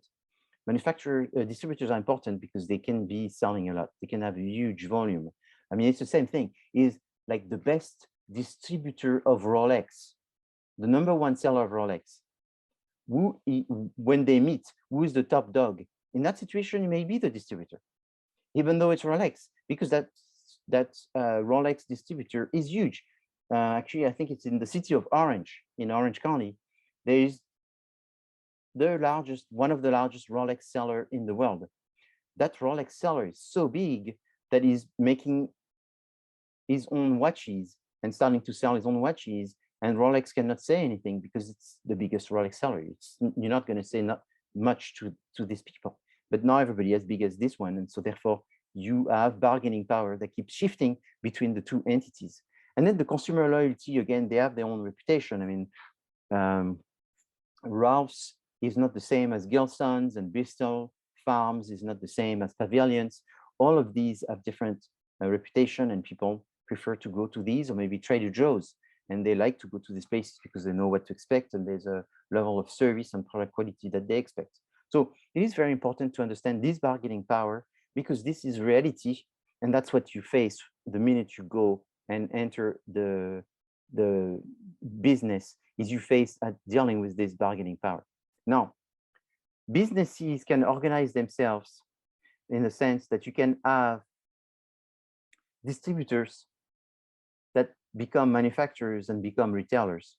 You could have manufacturers that become also wholesalers, and you can have retailers that also become wholesalers. Why would anyone want to vertically integrate up or down? The reason is that there's a lot of headache dealing with these people. Myself, for example, as a manufacturer, I can tell you that it's, in many ways, the wholesalers are annoying. They're annoying because they make they make and break your life, in the sense that if they buy more product from you, usually that's a good sign. And they may decide to buy much less product than you, or they may decide to buy more of a product that you don't want to manufacture that much, and less of a product that you really want to manufacture. That has happened to me many times. And so what you do for the survival of the business is you make products that you really want. Actually, that happens to me. There's a product which has a very, one of my cognac that has a very obnoxious packaging. It's like a little suitcase. And this little suitcase to me looks very obnoxious. It looks very gaudy. It's a product that I made originally to sell in Asia and not to sell in America, but for some reason it got very successful in America. And I keep having a large demand in America. And so I keep producing it, but it's been many years that I try to stop it, but it's very hard to stop because I have a big demand for this from the USA. So you keep doing it, but eventually, if I was to have more bargaining power or more control of the distribution, is I would be able to steer more the type of product that I would have them emphasize. But because they're emphasizing one that I want to stop, that one that I want to stop keep growing, and therefore I keep making it. It's kind of funny.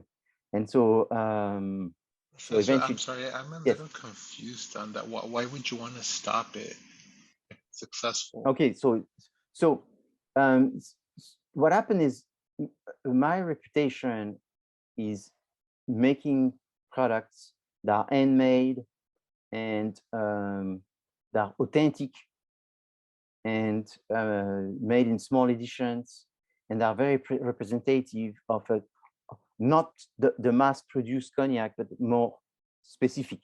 So just to give you just one technical term, is single cask. So instead of selling many cognac under a name like VSOP, what I like to do is sell cognac as single cask. So it's hand pick, cask. Inside the cask, you have 400 bottle, the equivalent of 400 bottle. So I just sell 400 bottle. When it's sold, doesn't exist anymore. It's a different cask. That's what I like to sell. That's what I like to be known for. However, 10, 11, 13 years ago, 14 years ago, actually, I made a product which I put inside a little suitcase, a little red suitcase that looks like a makeup bag or a travel bag. It's really cute. But I did this because I was trying to sell my cognac in Vietnam, to tell you the truth.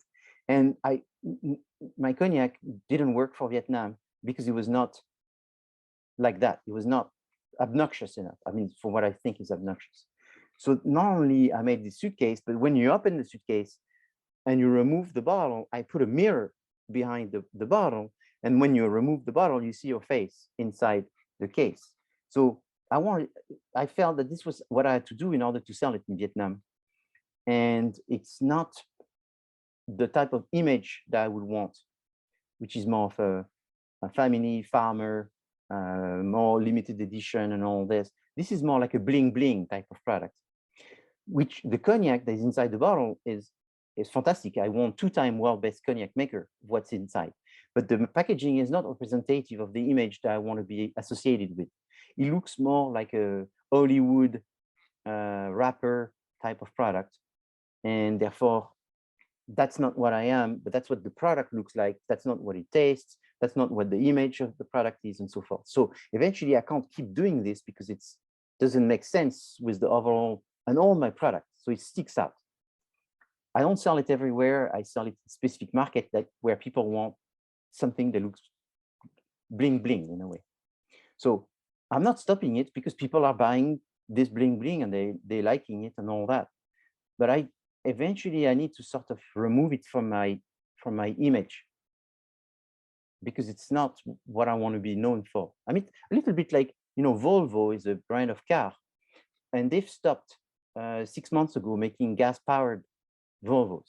They just stopped. They stopped because Volvo is not owned by a company in Sweden anymore. It's owned by a company in China. And this company in China abruptly decided that they didn't want Volvo to make gas-powered car anymore, that they fully moved into the electric cars. Good thing or bad thing, that's what they decided. So then you have to stop. If you have a distributor that keeps saying, no, we need gas-powered car, then you have to decide at that moment if you should keep doing it or not.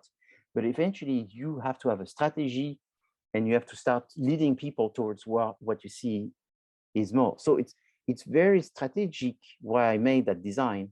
And I thought it was going to work just for Vietnam, just for that one order, and it keeps on working.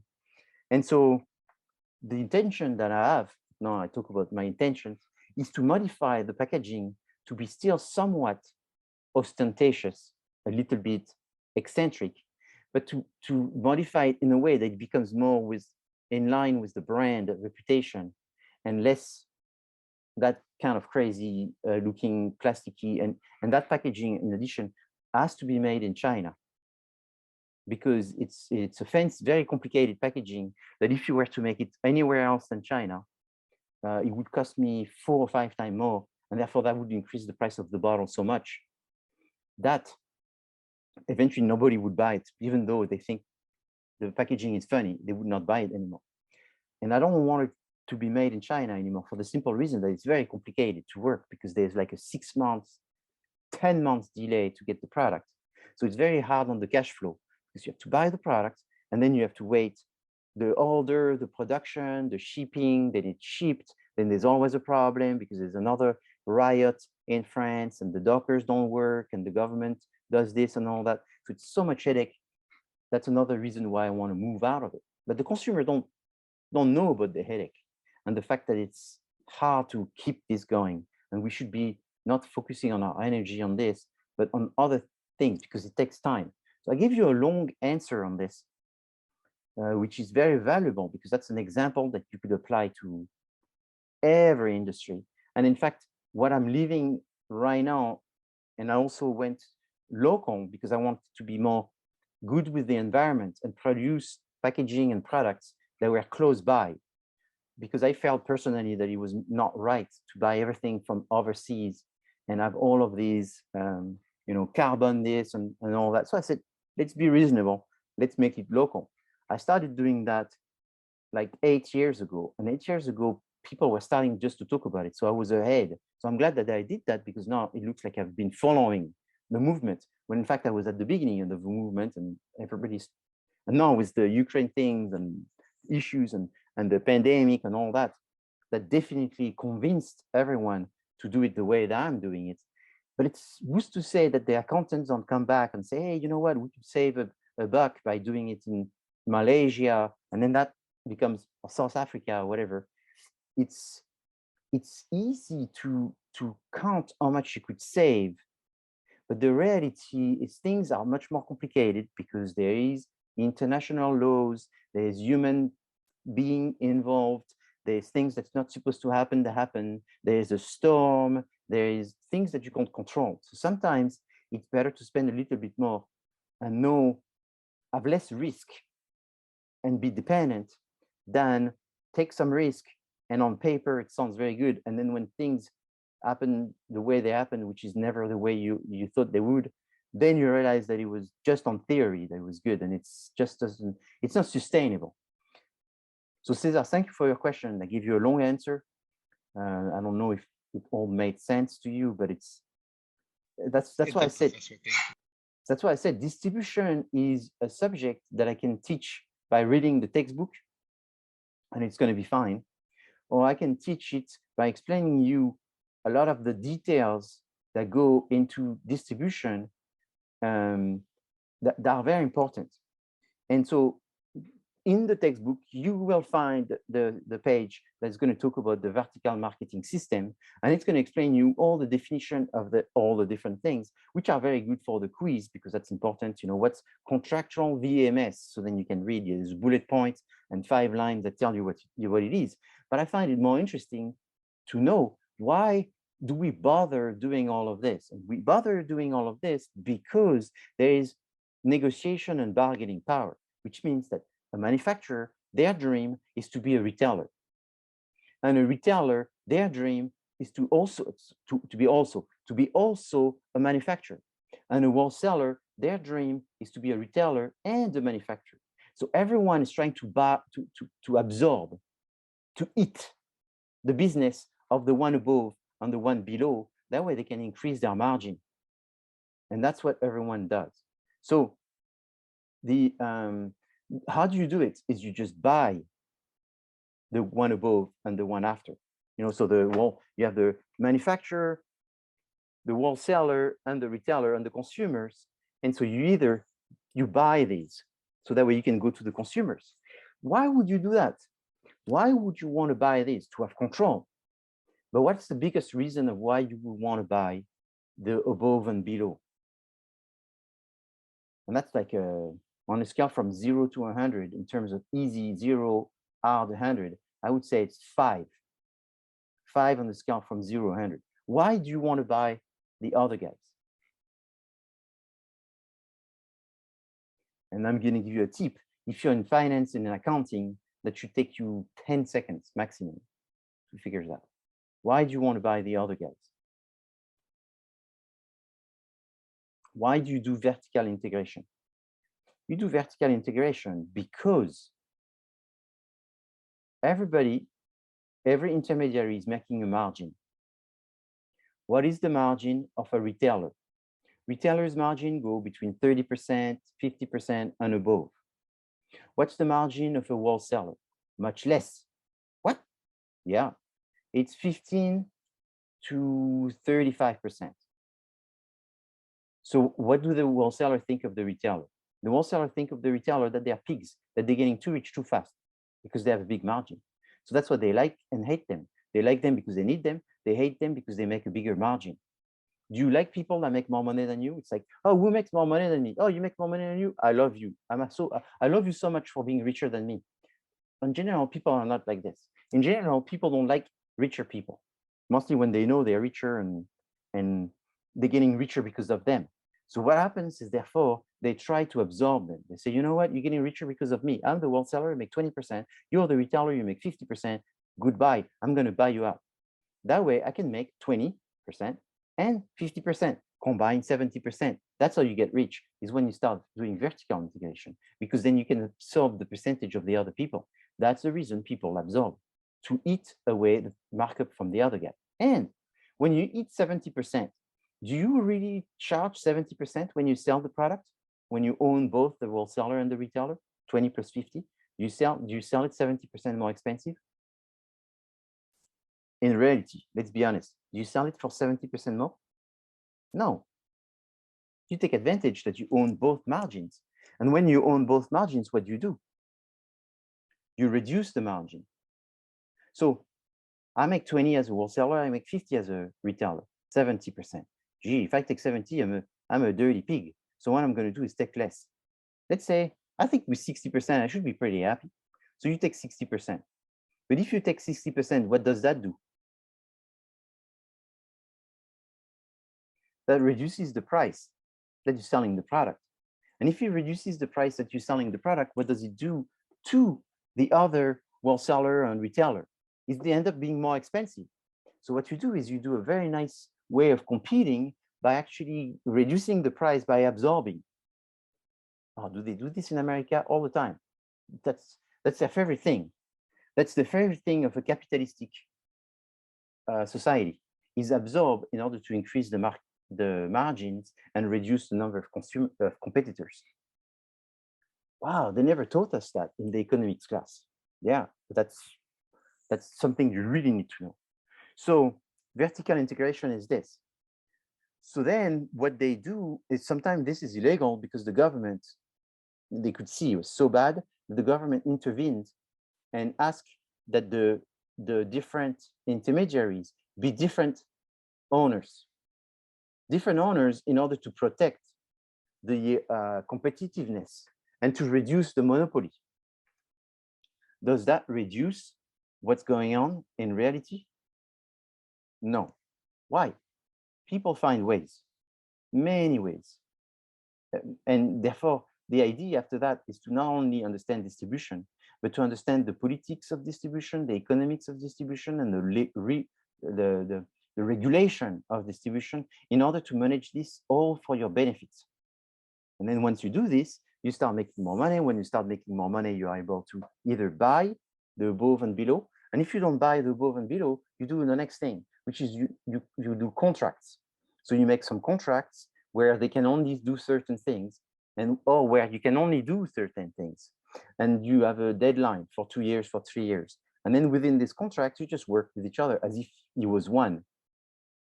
And then you wait for the contracts. Maybe you renew, maybe you don't renew, maybe you buy the other company because you did better than them and you're able to take them because you hated these contracts. It was not in your favor, and now you're ready to buy them.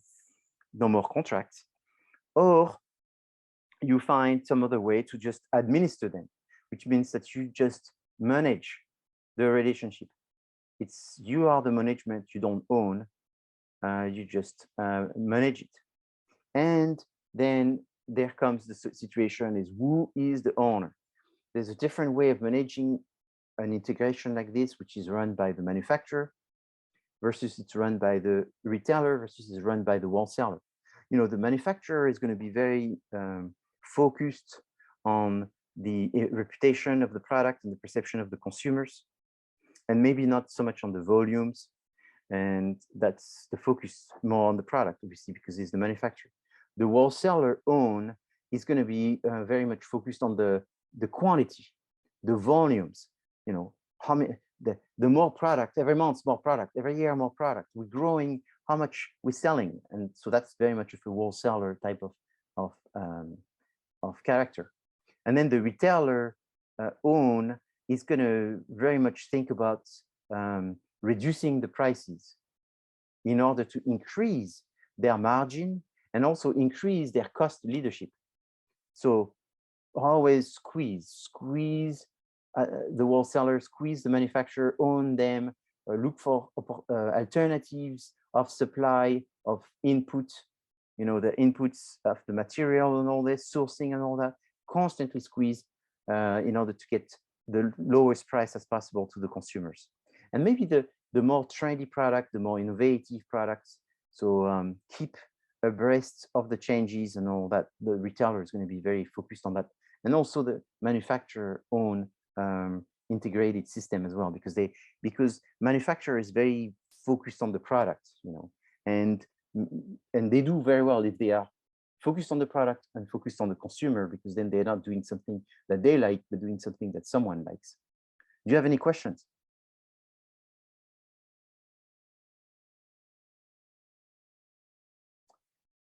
I give you a lot of information, and I can imagine that this sort of is a little bit abstract to some extent.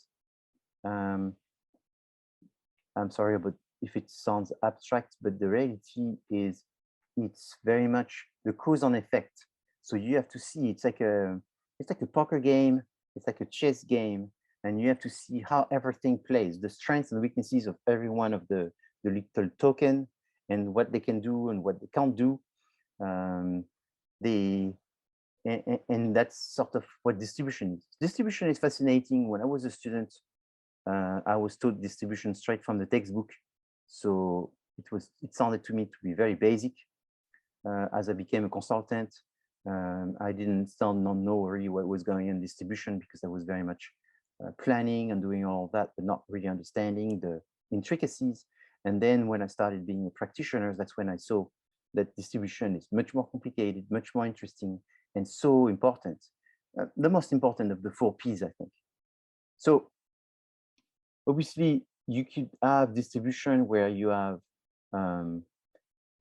conflict between the retailers, or conflict between different people, the retailers and the wholesalers, different jobbers and all that. So you have to manage conflict, and there's always lots of conflict. Marketing, when it's standard classical, is you have a manufacturer, wholesaler, retailer, consumers, but you could have some integration, and I talked about this, with different level of ownership. You could have innovative system where people are going to try to collaborate, where there's you know, banks in grocery stores. So you use the location, and you know that people are coming for a service or buying their groceries, and then buying their clothes and buying their own furniture. Why not having pharmacy in there, and why not having a bank in there, and why not having all kinds of services where people will find one space, all what they need, with a UPS store, with a pizza, a fast food store, and all of this inside. The hybrid marketing system is where you use many channels of distribution. So you say, I'm going to use direct and indirect. Direct is we're going to sell directly to the consumers, and indirect is when we're going to use different intermediaries. We're going to have different wholesalers, we're going to have the retailers, the brokers, many jobbers. And the direct is we're going to do it through email marketing, through catalogs, through online sales, through text marketing, through telemarketing by calling people. All of these methods of communication and distribution are going to be used. So to decide, you first need to understand, who are your customers? Who are my customers? What do they want? Where would they buy the product best? Then you define the objectives in terms of sales. You know, the location, some sell more, some sell less. What are the objectives? What are the alternatives of selling? Direct, indirect. Should we sell everywhere, intensive, in half of the places or less selective, and in just one places, or just about exclusive? And then again, you're reviewing where and specific stores, specific distributors, you're making sure that they're going to be able to do all the different steps of informing, collecting data, inventory, negotiation, the matching between the store, the consumers, your type of consumers, and the location. So the logistic function is about making sure that you have the product at the right place at the right time, that you don't have too much inventory, and that you're using the best methods of transport that are effective in terms of time and in terms of cost. So logistics is therefore about the inputs and the outputs. So it's inbound and outbound. So you have the manufacturer or the producer or the brand owner. And before this, you have distribution to you, sourcing all of these different products, making sure that you have the assortment of products ready to be making it for the market that you're focusing on. And then the outbound is finding the right distribution system in order to get the product to the right consumers at the right time. So the concept of supply chain is the concept of value chain, is that all the steps that you have in your processes are very much made in order to increase consumer satisfaction. So people that do the sourcing are focused on consumer satisfaction. People doing the production are also focused on that.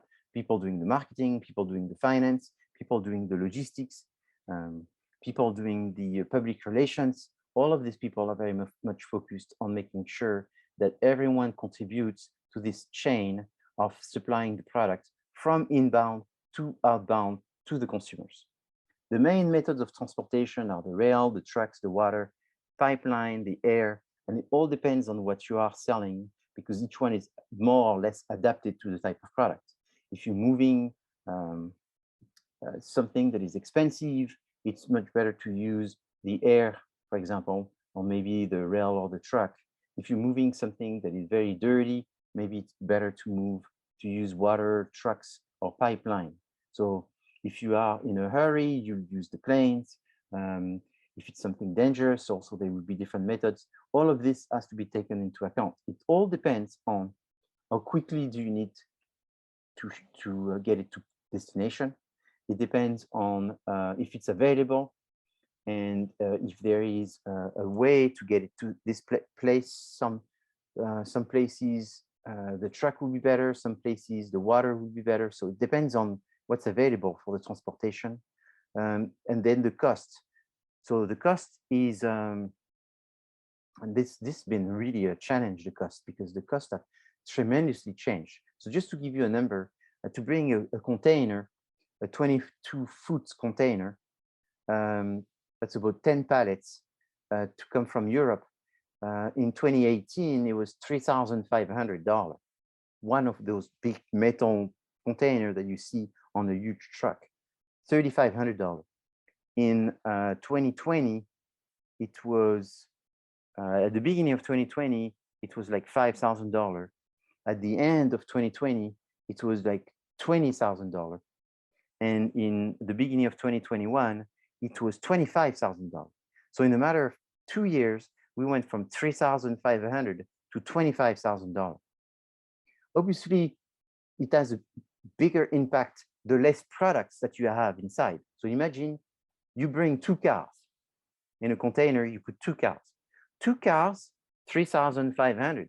So therefore, the cost of shipping is $1,750 per car.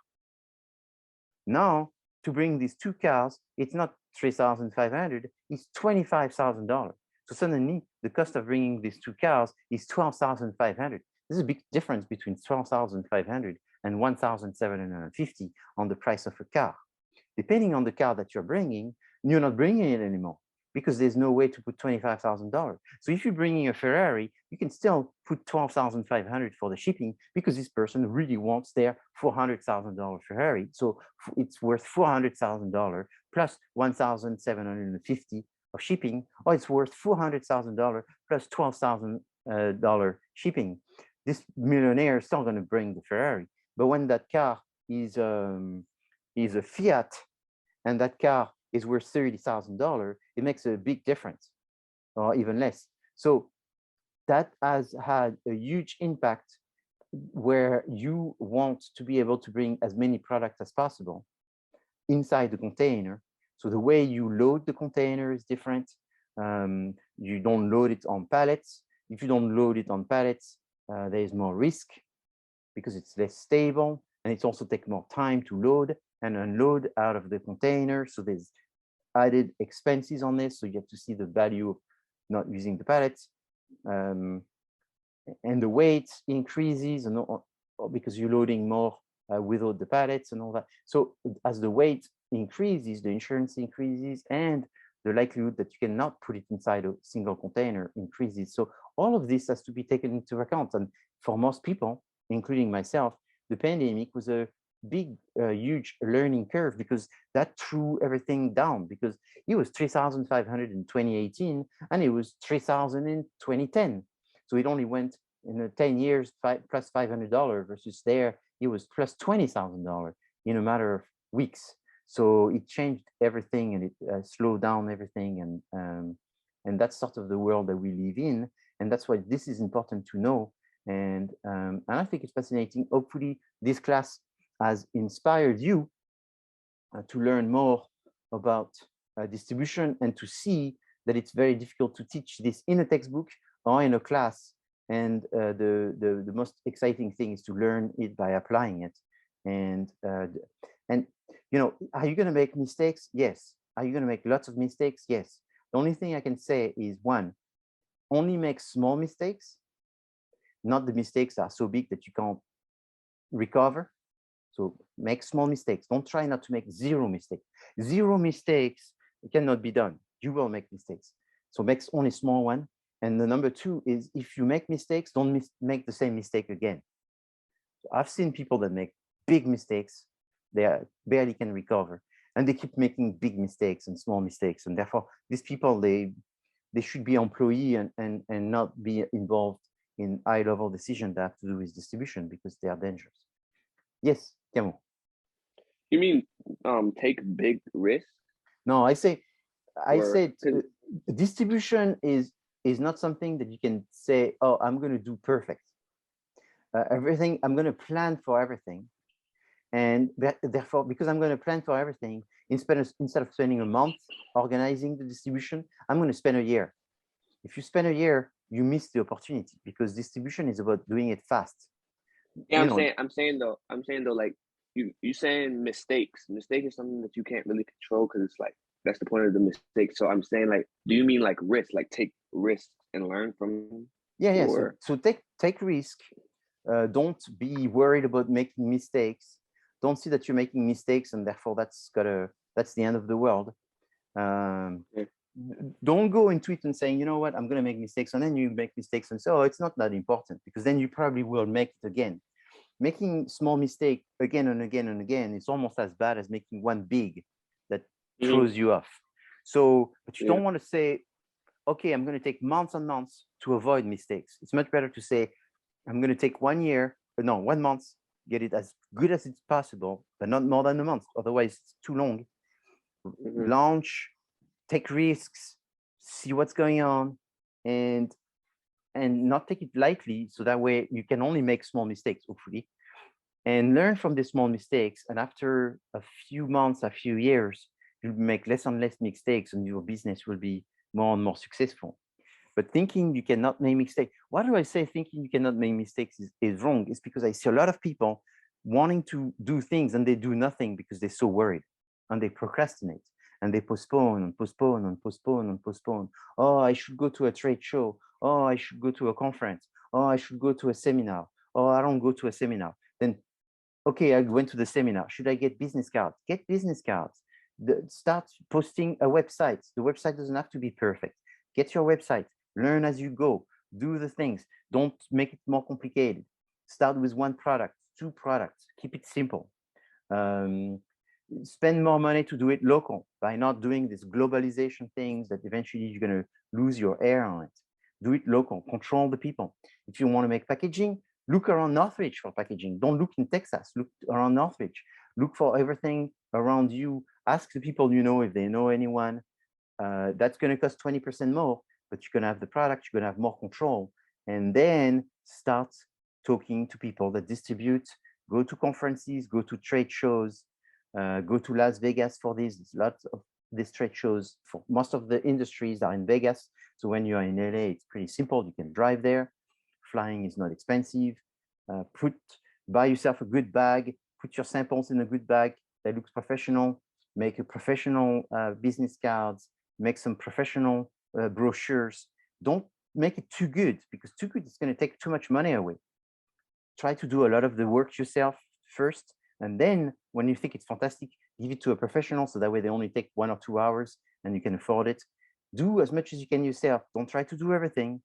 and don't think the best people are the experts.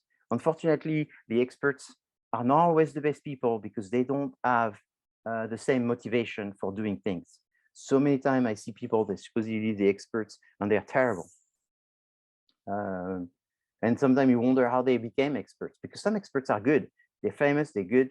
Then you give them a job and it's a disaster. It's because they're sort of surfing on their reputation and they're not trying as hard. So a lot of advice. Yeah. Thank you for your question, Camo. Did I sort of answer your what you were wondering? Yeah, I got it. Thanks. Yeah, so yeah, taking risk is necessary, and embracing mistakes is it's part of learning, and therefore you will have failures. I think one of the most disappointing failures is in the trust that you give to other people. And so you give trust to other people, you think that you have the same interest, you think that you have the same motivation, and things don't go well, and then you're disappointed. Or things go well, and then the people that try to take advantage of you. I think, to me, that has been always the biggest concern, is the fact that you cannot trust very much people. And why do I say that right now? It's because when you do distribution, as I said, it's all about intermediaries, which means that it's about other people. So selecting the people, working with the people, that's where you get huge amount of concern with people. And people that are flaky, they put delay, they say they can do something, they don't do it the same way. And I mean, like, for example, tonight I have like 2 hours of looking for mistakes that were done by distribution. And so I'm gonna have to spend 2 hours figuring this out to create some little reports of mistakes that has been done. And because people have charged me for things they didn't do and all that. So you have to find all this. It's very tedious. And yeah, you have to do that. And but it's exciting, because it's where you can make a difference by finding the best channel of distribution. I mean, people love Jeff Bezos. Jeff Bezos, one of the richest men in the world. Guess what he did? He did distribution, and that's what his strength is. And again, look at the top 50 richest people, and there's a lot of successes that are explained by how they manage distribution and how they organized it. Operations and execution is very important. Understanding all of these moving pieces and how they connect with each other, and which one to focus on, and keep shifting your focus on the different pieces. And as a manufacturer, it's very difficult, because you don't have just the outbound, or you don't have just the inbound, but you have to look at both. So you have to look in front of you, going to the customer, and behind you is getting supply in order to keep this thing going.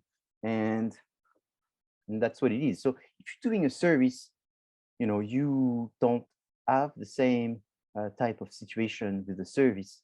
But with the service, oftentimes what's difficult in terms of the intermediaries is you're going to need employee to be trained and deliver the service. So your delivery is done inside your own company, who are the people that are actually doing the manufacturing at the same time as it's consumed.